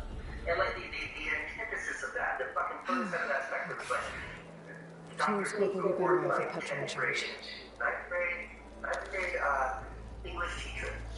Like, I remember, like, when I dropped out of school, I just stopped going to school. My sister got touched me. She's like, look, Mr. DeBoy is a doctor, bring a PhD. She's like, Mr. DeBoy says that you show up to the final, don't pass it. And I was like, I'm not going back to school. And she comes back a few days later, and she's like, look, he says, if you show up any day this week, there's no school that week, he'll pass you. Dang. And I sat there, and I just remember he was like, That shadow on the west. Did my dad, so I don't know, I gave my he just was like, what's wrong with you? Like, I couldn't answer. He like pushed me, he's like, what's going on? I just broke down and started crying. But like, I'll never forget. He gave you some time. Yeah. He was interested. He cared. Yeah, he cared. So fuck trying to help out. Do you think part of your excitement to have a kid was to be a better parent than all these people were for you? Even if they weren't parents necessarily? I mean, maybe, but probably not. Right, well, I had one theory for that. That makes sense. That gave you a little motive on it, but I never thought in those terms. I never thought in those terms. After like 30 detentions, like 6 suspensions, do you sound like a dickable ass kid? Yeah, that was easy. I invented some fun games too, like Pass the Stapler was one of my funniest games. Made it pretty difficult adult, by the way. So pass the stapler. It was pass the stapler and take one and pass it down. What we do is like in the middle of class, the teacher's using the stapler, and you just pass it to someone, and then someone says, pass the stapler, and we keep that going the whole class of funny. And then you hear what you know, but you know how fucking funny that is. So no one needed the stapler. I want to interview Trent, Alexopoulos, or whatever it is, and I can't wait for him to be like, yeah, the kid told me his dream was to work in a gas station. I just believed in the fucking kid. I love him. Yeah. Stop yelling out. Alright guys, let's take a break for a second because there's a lot of you out there that are small business owners, your business is shipping stuff, and you get absolutely demolished on these shipping prices, and ShipStation has got your backs and to save you money, make you profitable. Here's how they're going to do it. Very simple, okay? ShipStation gives you access to discounts up to 84% off USPS and UPS rates, and you can manage every order from one simple-to-use dashboard. I'm telling you, this is the easiest thing that you've ever done, especially if you're taking orders from multiple places, right? We've been taking orders from multiple places, and their orders are organized them all, send them all out. ShipStation has been absolutely fantastic, and then on top of that, you take advantage of the best rates, crazy discounts, no brainer. If you're shipping things with your business, you have to try ShipStation. ShipStation hooks you up with the industry-leading discounts, so you'll never worry about overpaying for shipping, and all your shipping is handled in a single dashboard. ShipStation effortlessly integrates everywhere you sell online: Amazon, Etsy, eBay, Shopify, and more. And again, you get that 84% off USPS and UPS rate. And that's not enough. Listen, if you use our promo code to ShipStation, you're going to get it for free for 2 months. Think about that right there. Worry less about the bottom line when you save money with ShipStation. Go to ShipStation.com. Use the code FLAGRANT to sign up today for your free 60-day trial. That's ShipStation.com. Code FLAGRANT. Let's go back to the show. Alright guys, let's take a break for a second. Some of y'all are in debt and need to pay that off. PDS debt has got your back. Okay, how many of you wish that there's a better solution to pay off your debt? PDS debt has customized zero-interest options for anyone struggling with credit cards, personal loans, collecting, or medical bills with rising interest rates and the cost of living at an all-time high. Now is the time to finally take initiative with your debt. type of school. Savings option from PDF Debt. PDF Debt is giving our qualified listeners a free debt savings analysis just for completing the 30-second online debt assessment at pdfdebt.com/inflation. You're seeing a full breakdown on how to save on interest each month and the quickest way to take care of your debt. Lesson here, if you're making payments every month on your debt and you balance it right down, this program is for you. PDF Debt rolls all your payments into one low, zero interest monthly payment. Okay? Every with $10,000 or more in debt qualified. There's no minimum credit score required. That is their except save thousands of dollars in interest. Pay off your debt in a fraction of the time. So, PDF Debt is offering free debt analysis to our listeners just for completing the quick and easy debt assessment at www.pdfdebt.com/flagrant. That's pdfdebt.com/flagrant. pdfdebt.com/flagrant. Okay. So far we talked about struggle. A lot of struggle. About struggle. When you taste success, and more importantly, do you know what to do with it? Yeah, I mean, yeah, it was like the first gig that we ever got. It was Vanity. It was never just me. It was Vanity. The first gig was like this kind of fancy art collector.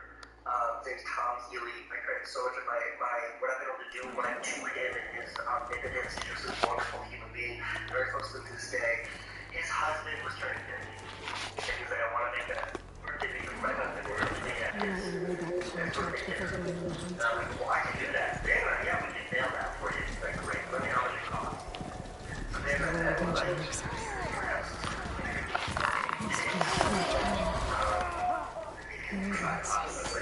it costs us like $90 to make, so what do we charge him?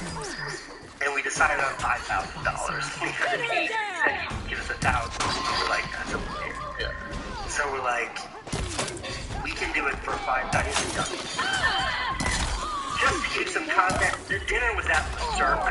You know what I mean? Like, that is less than like you're dropping that on a bottle. Yeah, exactly. Yeah. Like you're dropping that on a bottle, no question. Very, very wealthy company. Fred had built $100 million. So then he's like, great, here are the list of people to interview, and just call these names and we'll set up those interviews. And the list of people that are sure, like Bill Clinton, Texas State, like fucking Bill. And then I'm like, oh shit. And we like knocked out of the park. Like Bill Clinton was the best. Wait, you got to interview with Bill? Yeah. And that was, we had just left the White House. He was at his office in Harlem, and we went up there. We had this really fucking funny idea. Fred, the guy whose birthday it was, he ran a company called Lillian Vernon. Lillian Vernon was one of the biggest mail order in the 60s, 70s, 80s, 90s. That's his mother. And she was a huge donor to Bill Clinton. So our idea was that we give him a t-shirt to Bill Clinton, to President Clinton, that says, Fred Hochberg turned 50 and all I got was a stupid t-shirt from Lillian Vernon. But we get there and his handlers are like, you want to do what now? And we're like, we have an idea. And they're like, no ideas. You can give me your script. And I was like, what do you mean script? And she's like, the script we received is it says, happy birthday, Fred. I can't believe you made it to 50. That's what we've approved. You have a different script? And we're like, nope, we'll do that. That's fine. She's like, okay. And she was very tough with us. Yeah. She leaves. Game time. Yeah. Her laptop's open. Oh. Teleprompter's up. Oh, Ron Burgundy. Yeah, delete everything. This is exactly what I'm talking about. Not thinking about the way for customs. We have to shut everything down. He comes in. And he sits down. We're like, well, good to see you, Mr. President. We like sit down. Secret Service is like, these fucking guys. Who the fuck are? We had this little rinky-dink camera. Yeah. We didn't have a teleprompter. She had to have their teleprompter. And she's sitting there. I just remember her like, you're interviewing the president on the camera you bought when you were flat broke, like 16 years old. We didn't have a lavalier mic. We just had the onboard. And she's like, I'm sorry, Mr. President. And he's like, Jessica, I gotta get out of here. And I was like, Mr. President, I have an idea. And like went right at him. And I just remember I remember Secret Service like jumping up at me. Yeah. And like I like run across my hand out and I was like, here's the idea. And I was like, we made this. And he's like, boys, I love it. That's You're great. recording? And we're like, yep. And he like one take wonder, fucking nails it. But the video was like a big hit at the dinner. Yeah. Like we played the dinner, everybody fucking loved it. The president was there, he loved it. Like it was everyone. I need to, because this is something that you keep doing in your life, and it's very intriguing to me. It's really good. The moments where you could get in trouble, or you're doing something naughty, there could be repercussions, you could be spanked, you just go for it, constantly. Do you think at all in that moment what could happen if this doesn't go right? No. You're just so locked into what could happen if it does go right. I never think about if it goes wrong. There's never even a consideration. Okay. There's never even That's it a doesn't even superpower. exist. I'm not lying to you, that's a superpower. Okay. Okay. It doesn't even, that doesn't even exist. Interesting. Yeah. I mean, what a huge competitive advantage. And you just always had that your whole life? Yeah. Okay, so you get Clinton all-time charisma guy or what? Like walks in and this is when he was like young and holy, the swagger. He had just left the office. Yeah. He just left the office, and if you remember what a big deal it was that he had his office in Harlem? Oh yeah, I remember that. Harlem was like coming up then, it was beautiful. And like he loved it, and it brought down the house. So was he there for the actual birthday too? Yes. Oh, so everybody's coming up to him. Yeah, that's so hilarious. Yeah, you were the hit of the movie, the whole thing, and then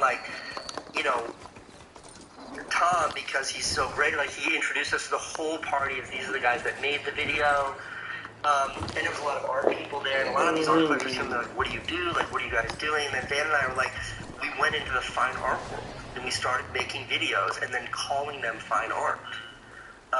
And we didn't know, we're like, sure, why the fuck not? And we did make a lot of videos that I think are now art, but we didn't know what we were doing. And we would just make them because it's all we could afford to make. Like, we did one, it was like a really close-up video of building a little log cabin, if you can imagine, out of matchsticks. But we're building it on top of an electric burner. So at some point in time, the whole thing's going to combust. And it was this beautiful thing.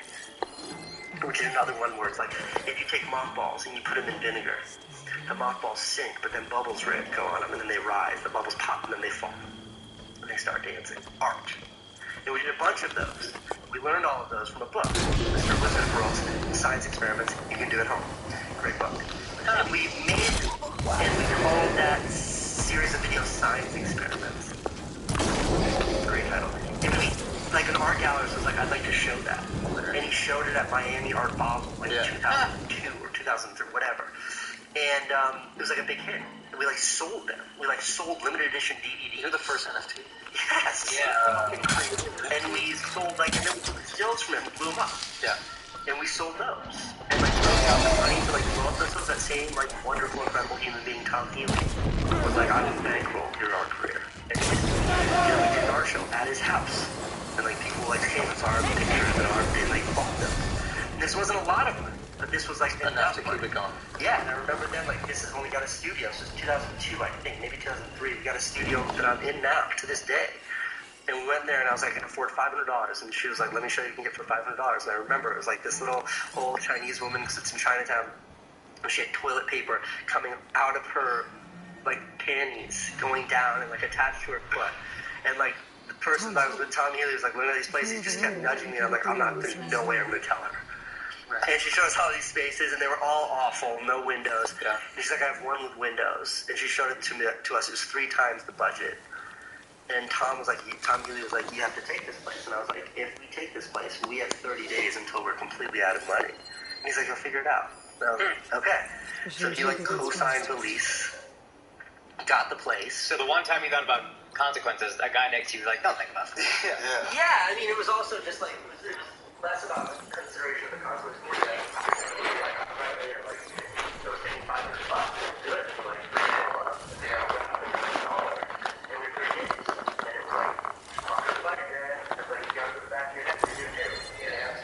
Fucking figure it out. That's when we started selling those paintings, we started doing turn that into something else, making more art, the art. We do a video project for me, and then we started doing videos, I want to work for Nike, I want to work for this brand, we're Truth. Yes, I smoked in campaign, that's a big deal. They wouldn't hire us, we just started making our own Truth videos. Companies that we wanted to work with that were never hired, we just would make the fucking commercials and put them on our website and pretend that they hired us. That's how I first got for Nike.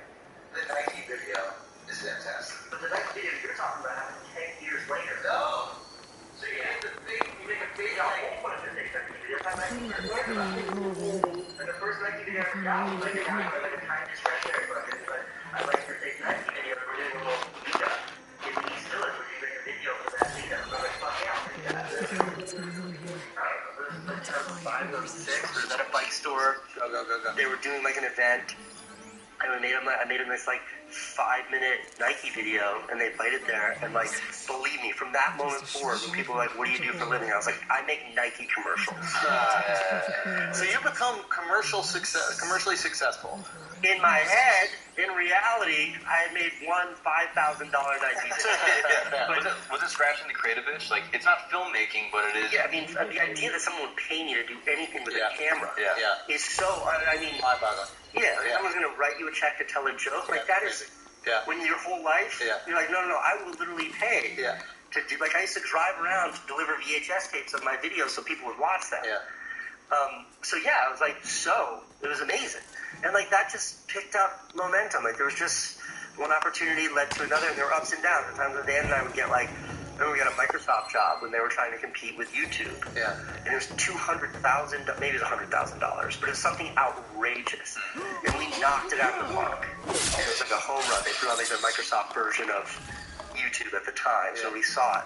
But it was like that. We were fucking flush. Yeah. We moved into better apartments. Everyone went out to eat a bunch of times. And like 4 months later, it was like, well, what the fuck are we gonna eat now? You know, so it was like that went on for a very long time. Did you ever have any failures in that strip? Like, someone hit you up, you do the commercial, and they're kind of like, and it depends on how I define failures. I remember, like, we got a music video, and I remember, like, went to task to land this music video. Like, I did everything I could. It was on Eazy-E's label. It was, like, this cool rock band they were bringing up. I did everything. And the shoot was a fucking disaster. And the video objectively sucked. Like, it sucked. We did not do a good job. And that hurt. And then on top of that, the producer stole all of the budget. He's some 2-bit fucking producer from like North Carolina, Virginia, where we shot it, and it was like he stole the whole budget. And like that was tough. And how did you, the next time you have your next job, not reminisce on the pain and not fear? It was like fucking fucker fight. What are they? Go back to Connecticut and wash dishes. Yeah. You know, it was like. Okay, so at what point do you guys turn the camera on yourselves? When do you invent vlogging? Do people know that you guys invented that? No, I don't think. I mean, they know that you're the most popular person, but I truly believe that style of filmmaking.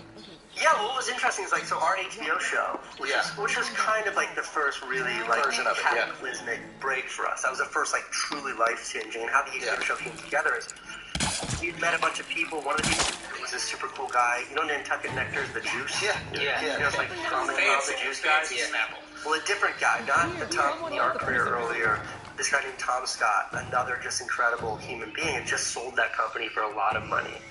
And he started a small like cable access TV channel. And he's like, make content for us. And we're like, hell yeah. And he was like, I'm opening up a cable access in Aspen, Colorado. Will you go to Aspen and make videos about it? And I was like, fuck yeah, I'll go there and make videos about it. And he gave us a budget of $20,000, and he wanted 10 videos for $20,000, which we were like, fuck, that's wonderful. The only thing we knew about Aspen is what we learned from the movie Dumb and Dumber. So instead of going to Aspen and making videos, we bought a 1985 Ford Econoline van and 2 mini bikes that we put in the back, and we drove there. And we made a video that was like a fucking Dumb and Dumber video of us traveling there. There's all these little vignettes, like at the beginning, how to fucking cheat the DMV to register a car that has no business being registered. And like, car breaks down on the highway, so we go to our mini bikes, like just this wild adventure. He was like, gave us no creative parameters except he's like, look, this is a respectable channel. Please be responsible here. So we called it the Responsibility Tour. Maybe we called it the Respectability Tour. Van says it's the greatest thing we ever made together. But that was effectively vlogging. It was like really in its infancy. And he loved that we made that, even though no one on his cable access channel had any fucking clue what to do with it. Concept journals. Yeah, we were big. I'm a huge fan of fucking content. Like, huge. Right? It's gotta be stopped. We went there like a full live the first time we went there. That was like, he was a big part of that and why we were doing that. Putting yourself and making yourself, the forefront of what you're writing about, experiencing it. And I think that's what you guys have done with vlogging so brilliantly. You use your experience as sort of the catalyst for this. Did you guys kind of realize through shooting yourself that you're more interesting than a lot of the subjects that you were shooting before? It was more like the only way and this is true to this day, the only way I know how to communicate interestingness is by sharing how I experience that interestingness. Yeah. I don't know. I can't tell you that energy drink is good. I can tell you why I like that energy drink, and it'll be compelling. But I can't tell you that it's good. Every time I try to fucking fail. Yeah. But that guy, the guy, the cable access guy, loved it. He was like, let's do something big together. And he was thinking of feature film, and Van and I were like, look, all we know how to do is make these little videos. Yeah. So I went to him and I was like, look, give us this much money, and it will cover all of our expenses. And for a year, all we'll do is make little videos. And he was like, I don't know what that means, but sure. It was not a lot of money. And that's what we did for the year. And like 6 months into it, I remember he's like, I'm going to bring over a friend to see what you guys have done. And the friend that he brought over was Doug Liman. Oh, wow. Doug Liman, who made, Swingers, one of my favorite movies ever, but he also made Born Identity. He's a wildly successful, huge He watches it. And Doug is not he's watching it. And when he's watching this movie, he's staring at him, and they're like, he does not like this. And when it's over, he stops and he just sort of is quiet. And he turns to Tom, who just bankrolled this shit. And he's like, you got something here. Oh, wow. And Van and I were like, what? And he was like, this is a TV show. And we're like, oh, okay. So we started making everything 22 minutes. We put a tail credit, a thing at the beginning. And when we had 6 of those, we went out to LA and we just started showing it to people. And most people were like, what the fuck is this? I remember we met with like one channel, and they were like, we can put this on our website, and this is 2007. We're like, nobody looked at the website. Yeah. We're like, no thanks, that's not right. And so like FX really liked it. They just signed It's Always Sunny in Philadelphia. They had 1 season. It was a huge hit. We liked FX. They're like, we like it. Like, there's something we can do with this. We don't know how we're gonna put this on TV, but maybe. And then we came back, and our producer Christine called. And she's like, HBO really likes this. And we're like, you're fucking kidding me. Wow. Like HBO, like the greatest channel in the universe. This is 2007. This is Sopranos. This is Sex and the City. But also, outside of scripted, real sex. This was like the salad days of HBO. Yeah, but they were dabbling in a lot of unscripted content. Yeah. There was docu-style. There was amazing. It was so next level what they were putting out. Yeah. So we went back and we met with them, and I just remember like that fucking meeting with them. It was gnarly. Like their head of content, like she had a chair like yours, and the couch that we sat in was like this bed, no legs. So you sit with your like knees up, and you just feel small. It was such a fucking LA move. And I remember we get there, and her assistant was like, "Can I get you to do anything before she comes in?" And Van was like, "Ham and cheese omelet, chocolate milkshake." And she was like, "I was thinking water." And he's like, "That's fine too." Great, that's great. And yeah, and then they bought the show for $2 million, and it was like the greatest thing ever. Insane. Not so much. Then they fired the head of content that bought our show. Yeah. Fired her like a week later. Yeah. They still went through the deal, probably because they had to. But they had content didn't get our show. Shelved it. Nobody saw it. So we kind of we sold it. It's like a big deal. They're like, oh, so they were here. For 2 years. And then finally we're going to air. They put the $0 marketing budget. They aired it on Friday night at midnight. And I just remember, like, imagine if you could only watch, like, imagine if you could only watch this podcast Friday at midnight. If they didn't tune in for that window, it didn't exist. And it was fucking soul-crushing. It was just devastating. And in that window, too, man, like, I went our different ways. I wanted to go more commercial. The opportunities at that point in time to really make money were something that you know, like, they were coming from everywhere. And I wanted to take advantage of that. And I got into that. So we moved to LA to focus on Star. We kind of like grew a little bit. And it was tough. I made like another show that was like a show. And I brought it to NTV. They loved it. I wanted to do this, but we're not sure if it works. Obviously, you love your brother a lot. And your show was that a contention point for y'all? It was tough. It was really tough. Yeah. Super really hard. Yeah. Can you guys create? I don't see you being able to create with anybody else that wants to do a lot right now. Does it work? Just because I just looked up so much.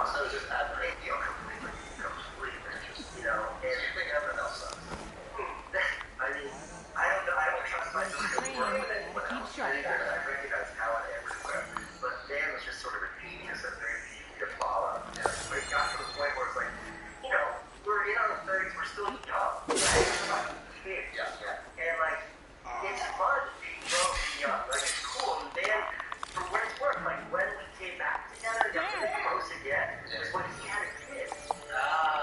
And like, yeah, and for the first time, like, I feel like now it's time to go to the and like, I stepped in, sharing him what I had learned. Right. So it was this really funny sort of full circle yin and yang situation. It's very poetic. It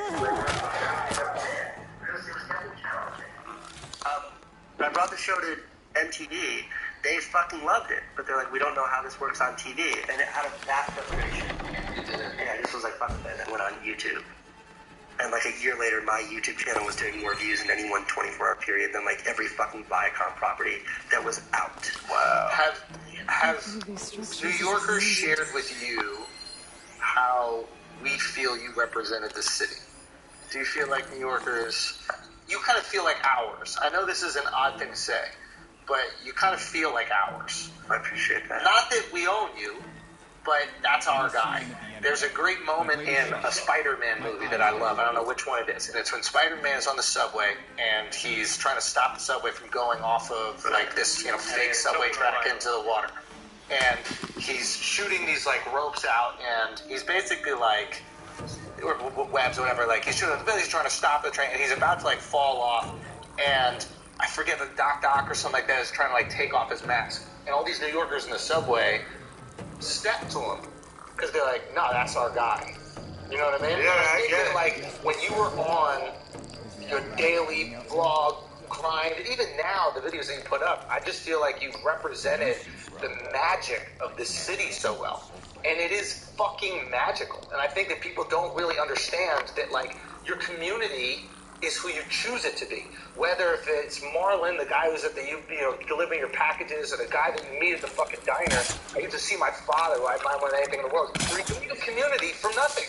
And I think that's the thing a lot of people that don't grow up here don't get. It's you get to cook your community, and you fucking did it. It's impossible to get if you don't experience, because we moved to LA, we tried to be with family. That's why we moved. All of our family was in LA. My brother Dan, his kid, his wife, like my sister, my other brother, my sister-in-law, my in-laws, everyone's in LA. In a very small area. But like it was like the way I described, I felt like a hollow man. I felt like a shell of a human being. I felt like a fucking Judas when COVID happened that I wasn't here. I felt like a fucking I felt like such a two-time like. What do you mean by that? No, this is it. Because fucking New York City was shit on, man. Yeah. New York City was shit on during that time, and fuck you. Like, I know what the reality of the city was like then, and I had a unique ability to communicate that. Yeah. Like, I would have used every power and outlet I had to say, no, everything you're seeing is a fucking lie. Like, we're Marjorie Taylor, whatever her name is, on fucking Tucker, talking about how fucked up this city is. Yeah. Fuck you. Yeah. That is not what this city is. You want to know what this city is? Go to any subway station. Any subway station in all 5 boroughs. Push your fucking stroller up to the stairs. Watch what happens. Yeah, they'll steal it. You'll last one fucking second and someone. Yeah. Whether it's like some fucking 300-pound homeless guy, some old lady, someone's gonna pick up that stroller. Yeah. They're gonna fucking help you. You know, of course we got criminals. We have 9 fucking million people here. Yes. Some of them are animals. Yes. But this city is like that thing. Yeah. And it's like my affinity, that like fucking Tom Henningsen Big, the little kid with the fucking poster, page 57 in my 5th grade social studies book, which was a 2-page lead of the New York City skyline. That has never faded. My entire cell phone is pictures of the city. More pictures of this city than of my children. Yeah. My wife is like, please stop talking about the city. But it's all I talk about. Do you know how like they say like immigrants love America more than Americans many times? Yeah. I feel it's like my own mother. Like, and sometimes it takes someone from the outside to observe the greatness of the city. And you coming here at a young enough age where it could kind of like mold your identity, but still having enough time away from it. Loyal to hear me. I was told a soldier from the the sons of weakness into an altercation. You would do well to remember that our allies are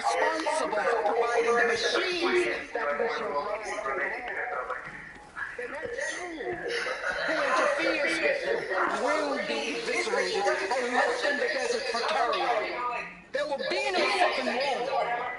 Will that be sufficient? Yeah, that should prevent your people from butting heads with mine. You have my thanks, Regala. They are a path to lead to victory. So Miguel is not working alone.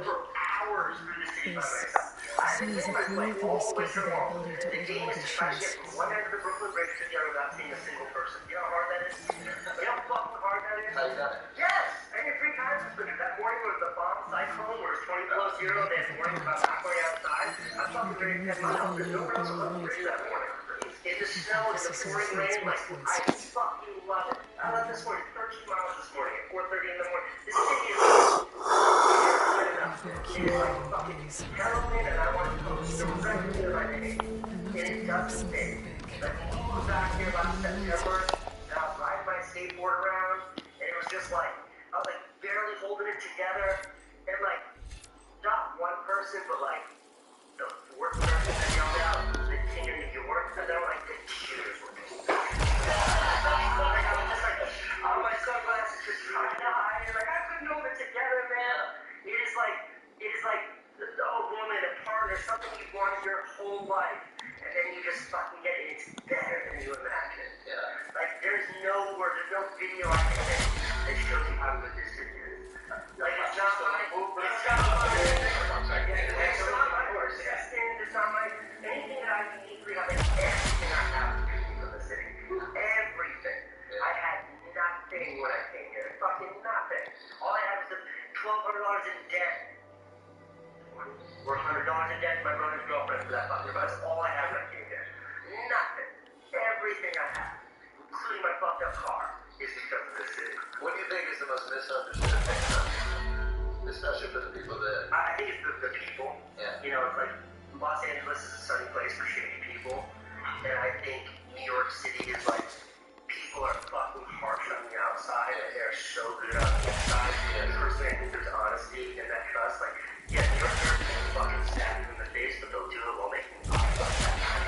And you know, there's such a truth to that. You know what you're getting with people, and when you multiply that to 9 million, like there are some people here that were born here, maybe they don't want to be here. There are some people here that like they're here by chance. I get it. But most of the people, especially the people, the fortunate people like all of us that we get to interact with, they're here because they fucking want to be here. How many people of you met that was like, I didn't know where I wanted to go after college, so I just sort of walked by New York City and I was like, oh, I love living in a 200 square foot house. That's $3,800 a month. I'm going to stay here forever. No, everybody is like, I fucking fought to be here. That's the thing that I don't think a lot of people understand when people go out to New York and criticize like the apartment size and stuff in New York. They're like, why would I want to live in a 600 square foot apartment with like mice and rats, whatever?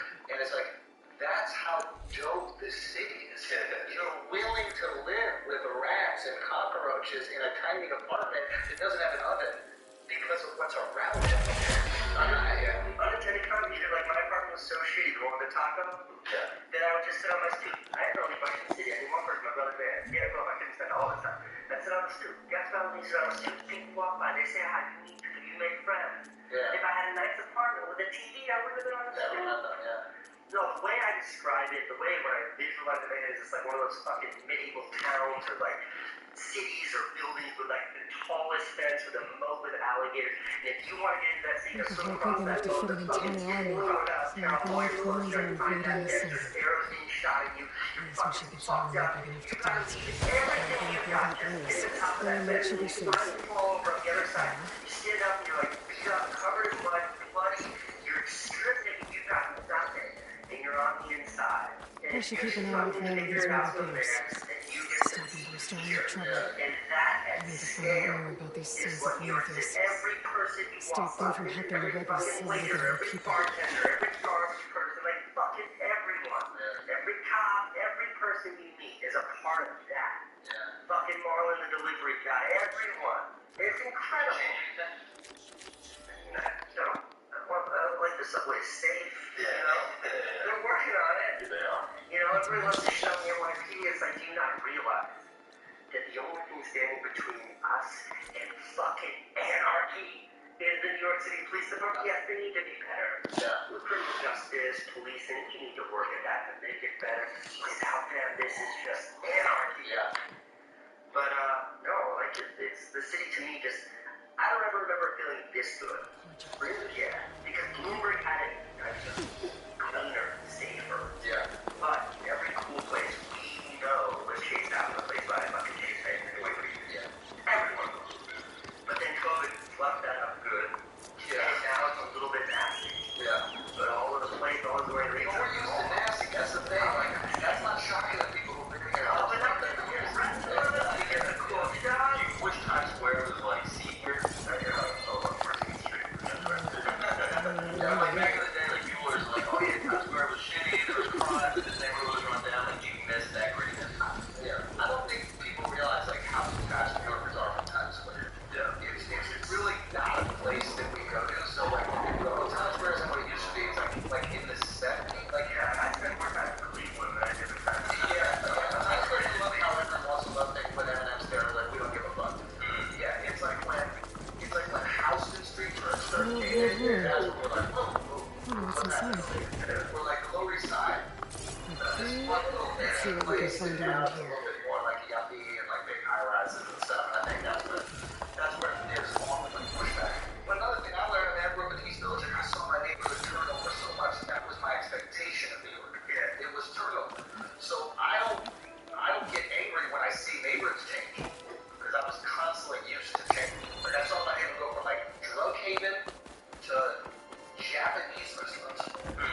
I don't know what those if it isn't our little building, we've been working with it. I was hoping to, after that, seeing as how we almost got, I'm guessing things didn't go. You could. It's not like No Man's Land was safe, but I didn't think I'd have to worry about this and act the neutral tower. And now they're riding machines. If you were headed back to Barren North, we ran across some road, but the place is full. We can't get through this stuff. First thing tomorrow, though, should probably send a jagged deep. It's a dig site by this big lake down south. Yeah, thanks for helping us out. What's that, right?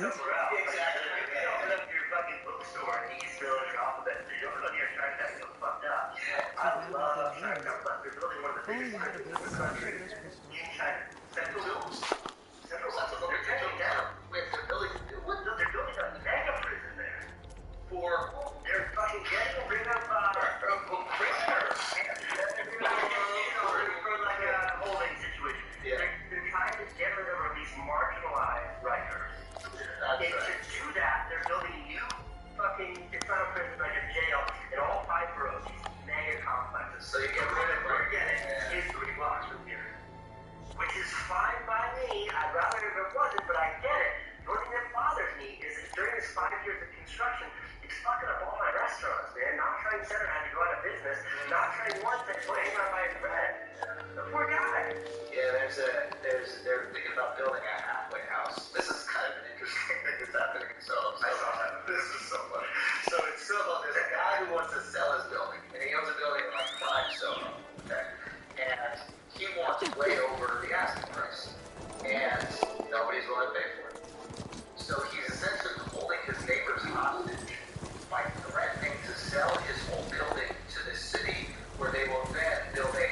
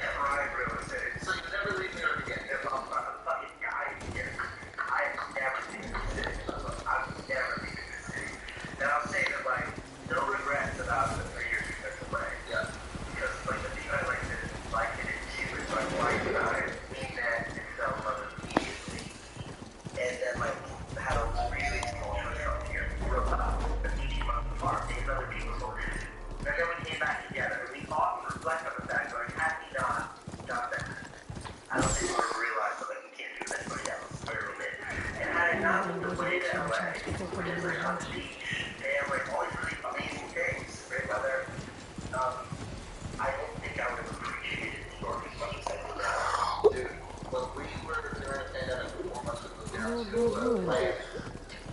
And it was amazing. The city was so welcoming. People were so incredible there. And I couldn't write a joke. And I was like, why can't I write a joke? And it was a really interesting, just like, I guess this awareness I started to have about like where my comedy often comes from. But I needed to be removed from the city to kind of get it.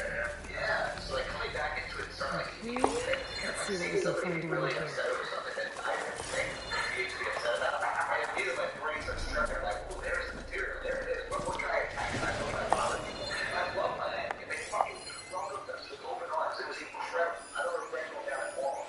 But there's something about this city that inspires creation, man. I can't step outside. I step outside without face to face with the story. And immediately, what is a story for you? It just break down a story. Because that's, I think, one of the competitive advantages you have over a lot of people in your field. And we talked about the first day that we met with an announcer, and it's the importance of story.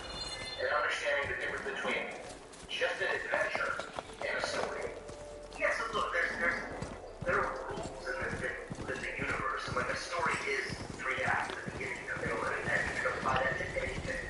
You can apply that to Jack Gilly, you can apply that to fucking Godfather. There's a beginning, a middle, and an end. There's a setup, a conflict, and a resolution that in every story that you've ever been told, because it contained those 3 parts, it wasn't a story. Setup, conflict, resolution. Yeah, like, that's a cup of water. That is not a story. I was very I'm not the spot on focus. Come back later.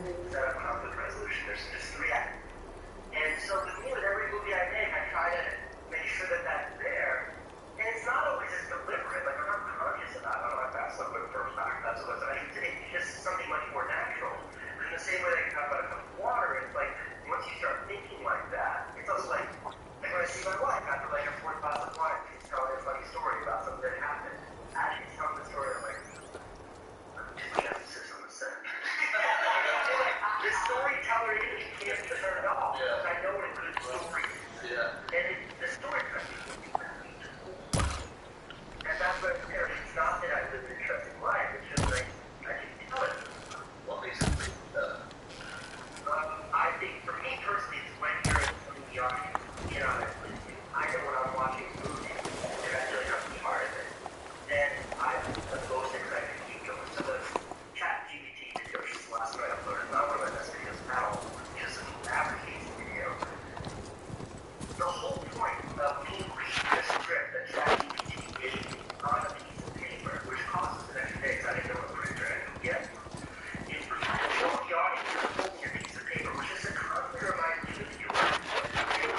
You and I, you and me, we're in this together, and we're kind of making fun of the silly AI thing. Yeah. But you and I are in our business.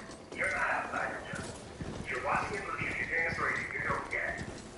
If you're outside, it's like you're trying to do something like that, you're going to take that. So for me, my favorite kind of stories are ones that bring you in. It's one of I'm pretty sure that's what such names contract mentions. I should make sure I have my facts right. Give the contract to conclude. Sure, this is this passive property. I'm always looking at my personal experience, but I can I just need to work the note of his scalp. I might be a good idea to place some traps in the ground first. Catch the convoy by surprise. One of my favorite movies I think recently is like, Marathon. That was great. If you never run that walk, I had been strangers talking once I had to be like, I don't know you, your video made me cry. There's an unleashed family in front of you, man. I had to do the worst, 25 marathons that I've done, worst race ever. You didn't fail, but you persevered. You just didn't run as fast. That's right. I did not achieve my objectives. Like, I'm not a fucking asshole. But, like, that movie, I have a bad thing now, especially because it did not turn out as I expected. I wanted to be wait for the convoy. Like, where if I'm going to achieve the goal, I'm trying to achieve for 25 attempts. As I'm thinking, I'm like, you know what? The struggle, because I'm both on like, the struggle is so much more interesting than the victory. Because we've all been there. We've all had our asses kicked before. Not everybody is really got there. Like, that's not so universal, but like this idea of just getting beaten down, kind of fucking, you get that 8 count,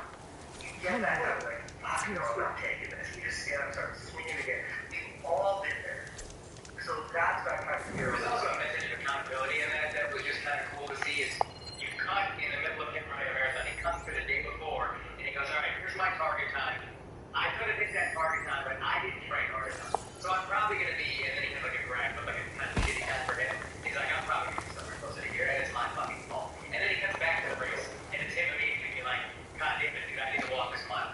And it's just like a cool, like, I don't know, I thought it was a really cool way of telling the story. Also, holding yourself accountable. Yeah, like, to me, those are like your like, those are advices, universal stuff. I really like the day where your dad was no one's there. No one's there. You know what I mean? Like, there's not that many people there. And then there's like, no one lives in New York City. No one knows there's so what's interesting about it? Interesting actually how about that.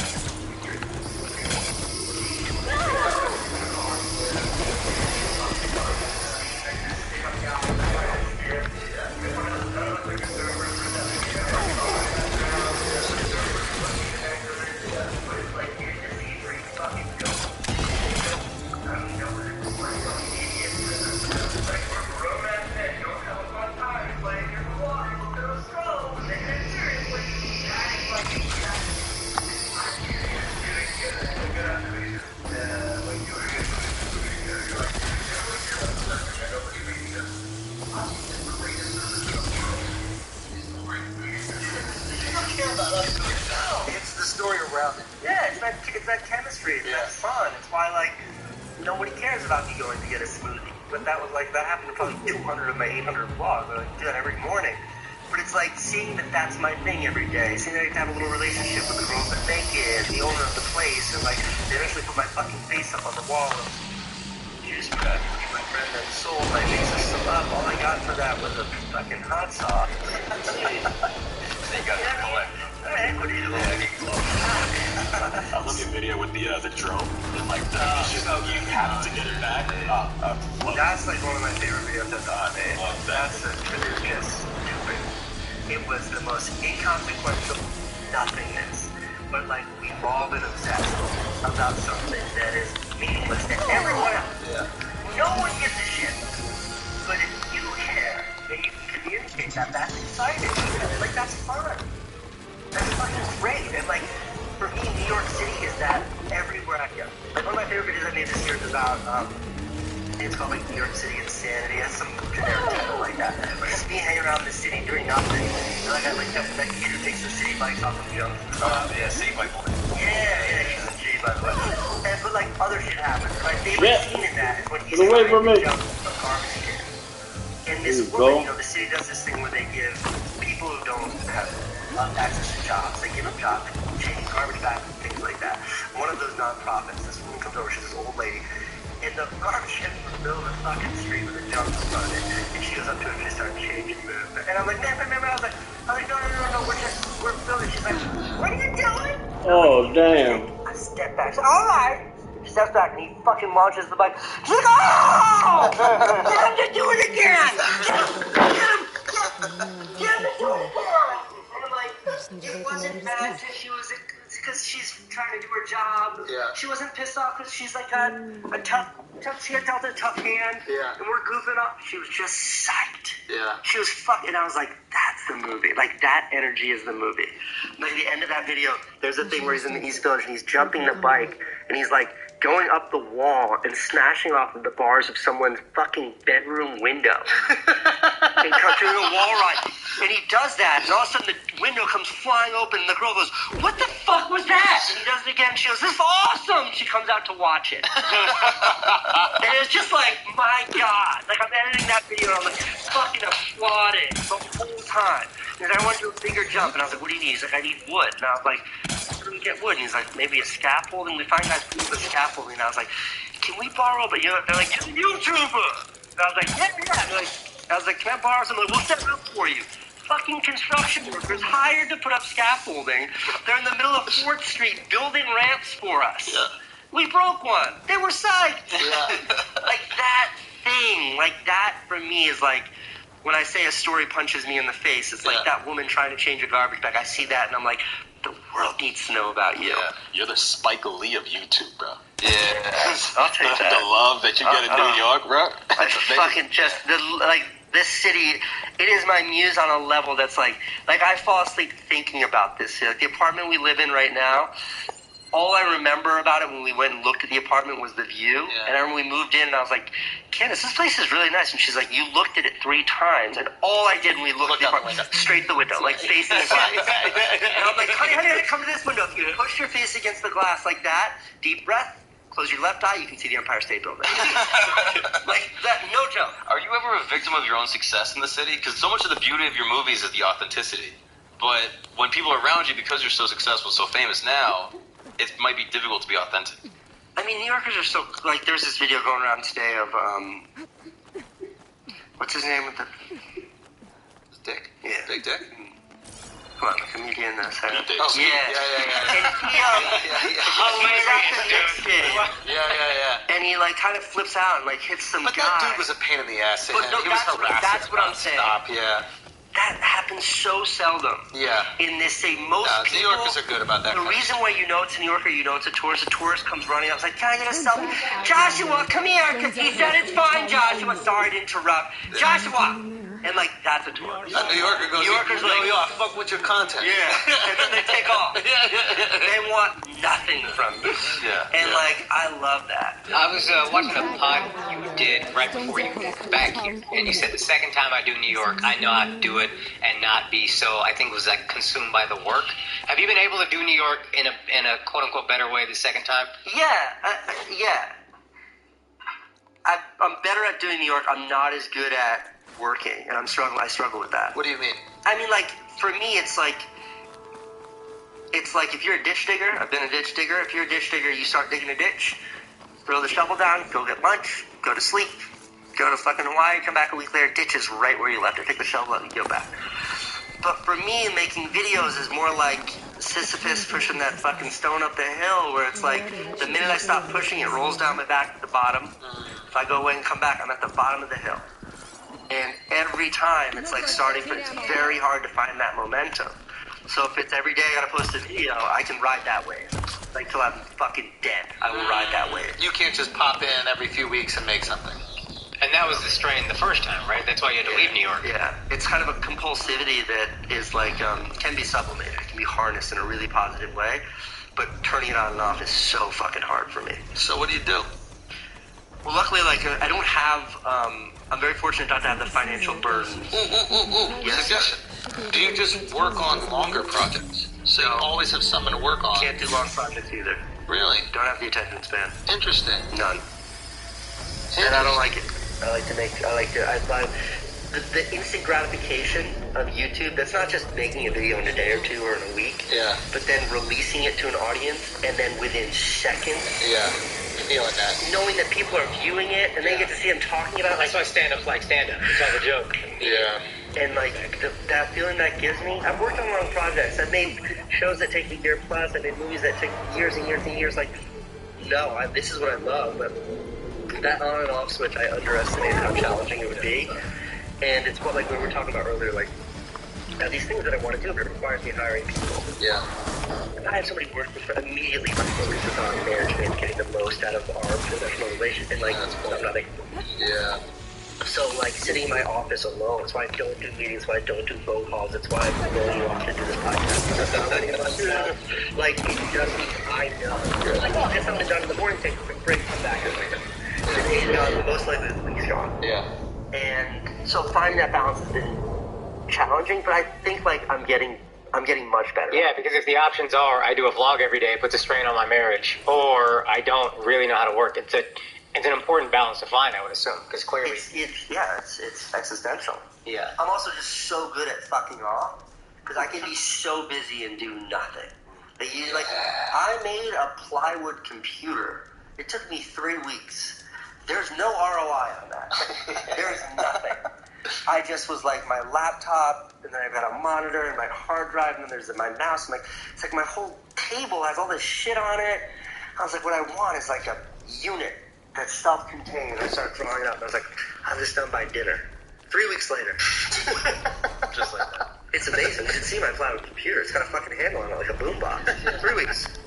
This is in LA or this is here? This is my office. Oh, wow. I wanted to build a tree fort for my kids in my office. This is what you blew off the fucking podcast for? Little arts and crafts The tree fort I built for the girls, it's unbelievable. They've got a patio. I can't wait. They've got carpet. They've got TV up there. They've got a system like fucking Swiss Family Robinson where they can pull up their food on pulleys. The kids come in my office. They got a place to chill now. Yeah. No return on that investment. That was fun. Well, that's kid happiness. Playing with computer is that's big. That's my hat. It's my hat. Yeah. Also, like sometimes, like I got a TV in my office. You can just click play on anything. And it's just go to HBOMax.com. You know how many movies are on there? No one's telling me not to. Is your TV show on there? Damn, yo. That's fucked up. Rough. That didn't even cost them anything to put it up. I know. Yeah. Well, technically, they lost their the window was like 5 years, so I got it back. So I could do something with it. Oh, shit. I just don't have to relicense all those songs. Yeah, it's kind of annoying. Dan's done some stuff with it. He did. Yeah, but he's brought like segments of it, like really intimate to him, and just contextualize them and things like that. Yeah. I always think about revisiting it, but like there's something going with the rocket ship and my wife, and like how that fucks me up. Yeah. If I start watching video from 2007, like I'll lose myself. Really? Yeah. Why? I don't know, the same way that like I have photo albums in my office from like back in the day, I used to point shoot instead of like before iPhones and stuff. And if I start looking at those pictures, days gone. Yeah, get lost in it. Yeah, interesting. Like I love, like nostalgia is my favorite emotion. So if I can like Best app on the iPhone. Yeah, is the photo app. Yeah. If I can conjure nostalgia, I'll just like a warm hot tub, just fucking sit in it. I love it. If I can make myself cry, make myself smile. It's like if I need to pull up a video, like I have every shot that I've ever taken back to like 2012, I can pull it up within minutes. It's so perfectly cut, like Dewey Decimal System across the board. You have all the raw footage? Everything. Never deleted a clip. And when I need to do that, like it takes me 5 minutes of recording and then 8 or 9 hours of watching old video clips. So if I start watching the HBO show, I'm gonna lose. Man keeps telling me to watch the Respectability Tour. It's so good, and I don't remember it. I remember broad strokes, but like I don't remember the specifics of it. Dude, what's the story behind the glasses? Well, there's a number of answers, but the most honest one is just like, one time somebody asked Jack Nicholson, like, why do you wear sunglasses indoors? And Jack Nicholson was like, without my sunglasses, I'm just another fat old guy, and with my sunglasses, I'm Jack Nicholson. So me without my sunglasses, I'm just like a funny looking guy, and with my sunglasses, I'm Jack Nicholson. So you're trying to be Jack Nicholson, really, so they did that. Yeah, but the reason why it started was because, like, and I made a video about this, but like, if you look at your camera there, if you flip around the screen so it faces you, like, it's one of my least favorite things about when YouTubers do. They're talking to camera, but their line of sight is off. It's just like, it means they're watching themselves. And it's like, you fucking fake monster. You're pretending to talk to me. I know you're looking at yourself. Yeah. Fixing your fucking hair. So I can keep my face in the camera. My eyes are over here. So I did it for like a really practical reason. Oh, wow. Hide your vanity. And then or just to make me seem more authentic. You know, like I'm actually checking my framing at all times, but it looks like I'm looking in the lens. But then it just kind of became part of it. And then I just owned it. And then if you really want to go deep, what my therapist said before I fired her was the glasses are a way of like never having to like really put my real self out there. It's like a way of always keeping like a layer between me and the world, which is healthy. I think so. I think it's beautiful, but that sounds way too like intellectualized. Kind of the point of your documentary that you made, though, is like this thing can swallow you up, and there needs to be you need to be somewhat grounded in this world of vlogging and all that. These sunglasses provide you with that. Yeah. Good job firing her. I think they would realize she's a fucking Lady, I don't pay you to tell me the truth. Make me feel good. Yeah, something to dump on you. Give me those scripts and let me leave. You know? People have been good to you. Yeah. All the stories you've told me so far, barring one, and that's some stuff with family at home, are about people that let you live with them, people you moved in on, people who were there for you in a situation where you were in need, and they've constantly looked out for you. people you observe in the city, you find these amazing characters and people doing the most mundane things like changing a garbage can. It's quite interesting that you come from a situation that's quite tumultuous. Your parents, you could have a lot of resentment for what you saw, yet you find so much love and appreciation. Like, it seems like everything that you curated is, look how awesome these people I get to interact with. What do you think about us as a species? Most people are awesome. Like, I think most people are just fucking great. Almost everyone. Like, you travel around the world, like, everyone's fucking great. It's a little bit of fame. Oh my god. Yeah, they get really nice. Like, I know you asked this as a good question, but, like, the one thing about fame is a lot of bad sides, but the one thing about fame is I get to understand what it must be like to be a really fucking beautiful woman. You know what I mean? Like, you spend time with a beautiful woman, and I don't mean like a normal woman. I mean like a supermodel. Like, I'm friend, I know some. And like, everyone stares. You show up at a restaurant, it's like, of course we have a table for like whatever you need. The fucking Z parts when you're that beautiful of a woman. I have to give you pushback here. People respect you. I was not taking this to a place of it's my looks that grant me the privilege. No, my point is the way that they're treating those supermodels has nothing to do with them respecting their brains, respecting their creativity. Well, I appreciate that. Nothing. The reason why you're getting that love, like if I was one of the supermodels, I would fucking hate it. I'd resent all of them. I'd be like, you just think I'm a hole. Everybody wants to just fuck me. Whereas they like what you do and what you create and the way that you make them feel.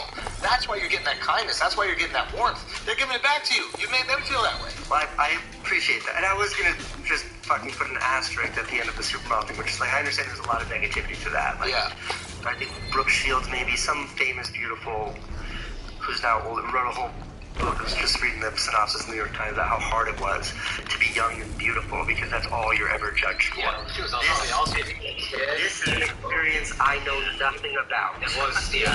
I never had to worry about being judged for my beauty. But like, no, and that what you're describing is real. And like my fucking, the guy in my garage who parks my car, like he knows my videos. Yeah. Like yesterday we're in New Jersey bringing my kids back from a water park and like we pull up to get gas and like the window goes down and I was like, hey, can you fill it up with regular please sir? And he's like, yeah, you do. And I was like, yes. And he was like, Hello, Mo. Like, I love that. The best What's version. wrong with you? Norm Macdonald had a great observation about it. He's like, my life has been so incredible because the people have been excited to meet me constantly throughout my life. And I get the best version of it. They're happy and they're smiling. Like most people go through their day and they're kind of frustrated, maybe angry, they're disappointed, things that have to go through. But when they meet me, they smile because they complain about things. I love that thing. Because it's so easy for like celebs to get caught up in this, oh, someone asked me for a picture, but I never want to take one. It's just like, that is the focus, not the fact that you get joy from every human being that you meet. Yeah, I think I probably take, depending on how much I'm outside, I take a lot of selfies, always happy to. And like, I can think of one. I say no all. When I'm with my kids, I say no. Yeah. It means taking my eyes off of my children. Yeah. And it's just like, the idea that something could happen in that moment. Yeah. But like, there's only one time where like, it's like an incident. And I said no. Right here, things like a little bit more babyish, like in the bullshit. Hysterically crying. Yeah. And there was like this grown man, he wasn't a child, grown man, he was harassing me for a picture. I was like, really sorry. He's like, I'm with my baby, and the baby's screaming. And like, you're red in the face, the wife's freaking out, and it's like all this. And he just was so persistent. He's like, I just want a picture. And he was like, and then he got like a little bit of a kid and started freaking out at him. And he got aggressive about that baby. And it's just like that. Really? That's it once. Yeah. I saw this thing out once. I only sent the picture one time. Yeah. It'll change with your kids. The kid thing is completely different. It was just someone who said, they said, they were like, yo. And I was like, what's up, man? And then they were like, yo, come here. They were like sitting down and I was walking. And I was like, that's not how this goes. There's something about the person. That this power side. And I'm walking in that guy. Yo, get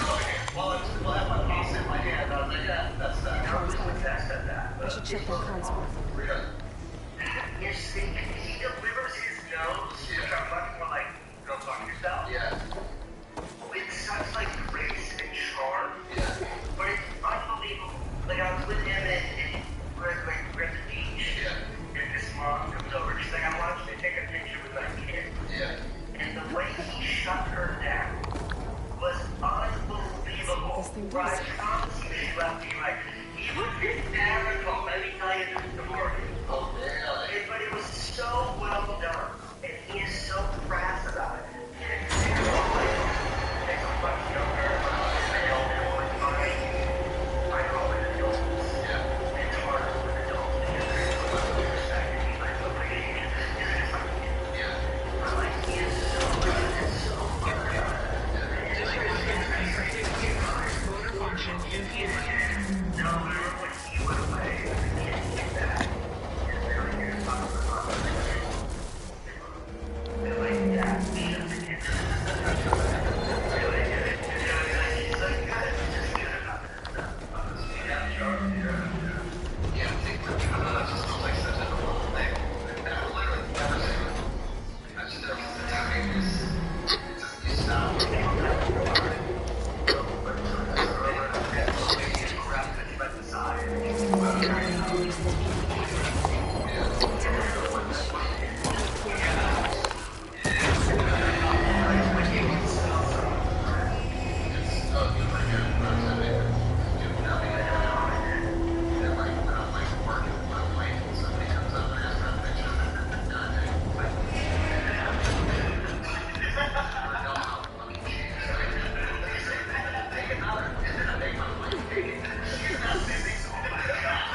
I should be able to get to the tunnel now.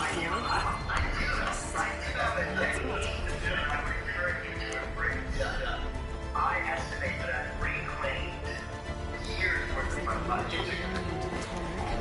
And I tear the phone out of their hand with like a fucking 42nd Street fucking pickpocket level of aggression. I will find them. Most people, like, especially when they're like from the Midwest or you're on vacation, how do I get back? They have their phone. I know the name. I forget to tell people that you can. Because the worst in the world is a stranger. They take out their phone, they get their face next to yours, and they're waiting for something. Oh, yeah. You do that handshaking, they're nervous. What the fuck are you waiting for right now? Kind of. They're waiting for like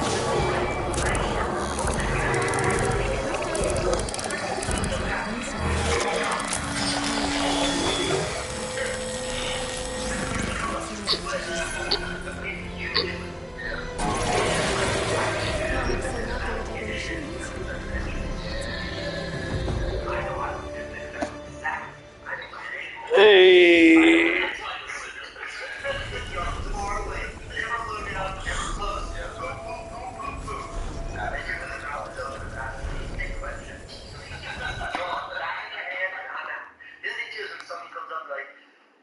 this sucks, like, I've always wanted to meet you, and it's like, brother, I appreciate you, but I know you're here for the picture.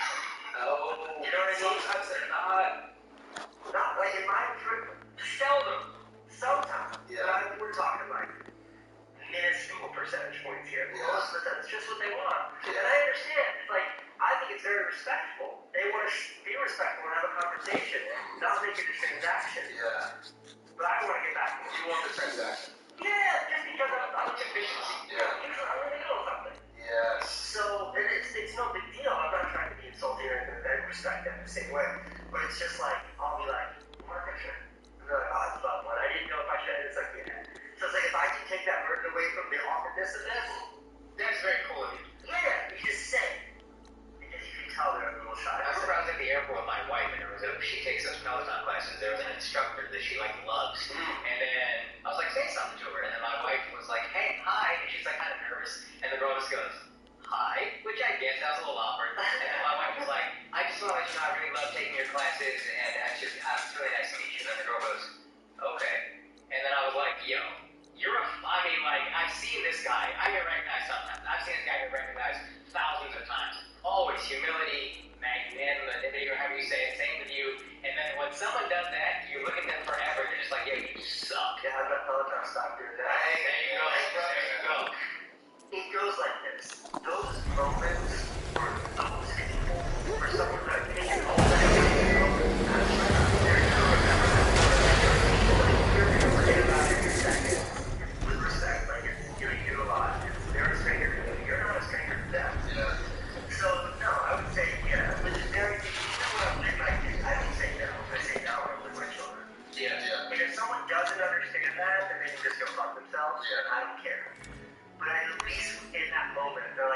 with his kids. You get selfish, now he's with his kids. You know? And have your kids ever been like, why do you take the pictures when they're hot? Do they say that? Like, I thought you don't take pictures, Daddy, but then when they're hot, you're huge fat tits. Like, all of a sudden, you have time. I do find myself almost always being nicer to girls than to men because You're so weird. You're so weird. We're meant to know it. It's a threat. versus like a lovely A girl's horrible breath. You're like, is that Brie? Come on. I can't believe she's so my kids, my older daughter, not only does she recognize it, but she has since figured out who I am on YouTube. Oh, so she's watching. Yes, she watches all the old videos to break down and understand her. I don't know, call me in like 10 years. I don't know. Yeah. But like, she's figured it out, and then also like, our kids are not on social media. We never post their picture. We get mad at my mother-in-law. She posts my kids on Facebook. Like, it's just because we want them to have a fighting chance. We're just fucking trying here. And my little daughter, like, when someone asks for a selfie, she wants to be in it. Because she wants to be a part of it. So it's like, literally, there's so many pictures of the top of her head jumping up behind her, just her little blonde hair comes in. They're like, have a selfie? And I'm like, not really. And if it's a kid, it's a grown man right now. And I'm like, we're like an 8-year-old. It's like, and I'm with Franny, and she's like, you can have a picture? You can have a picture of my dad?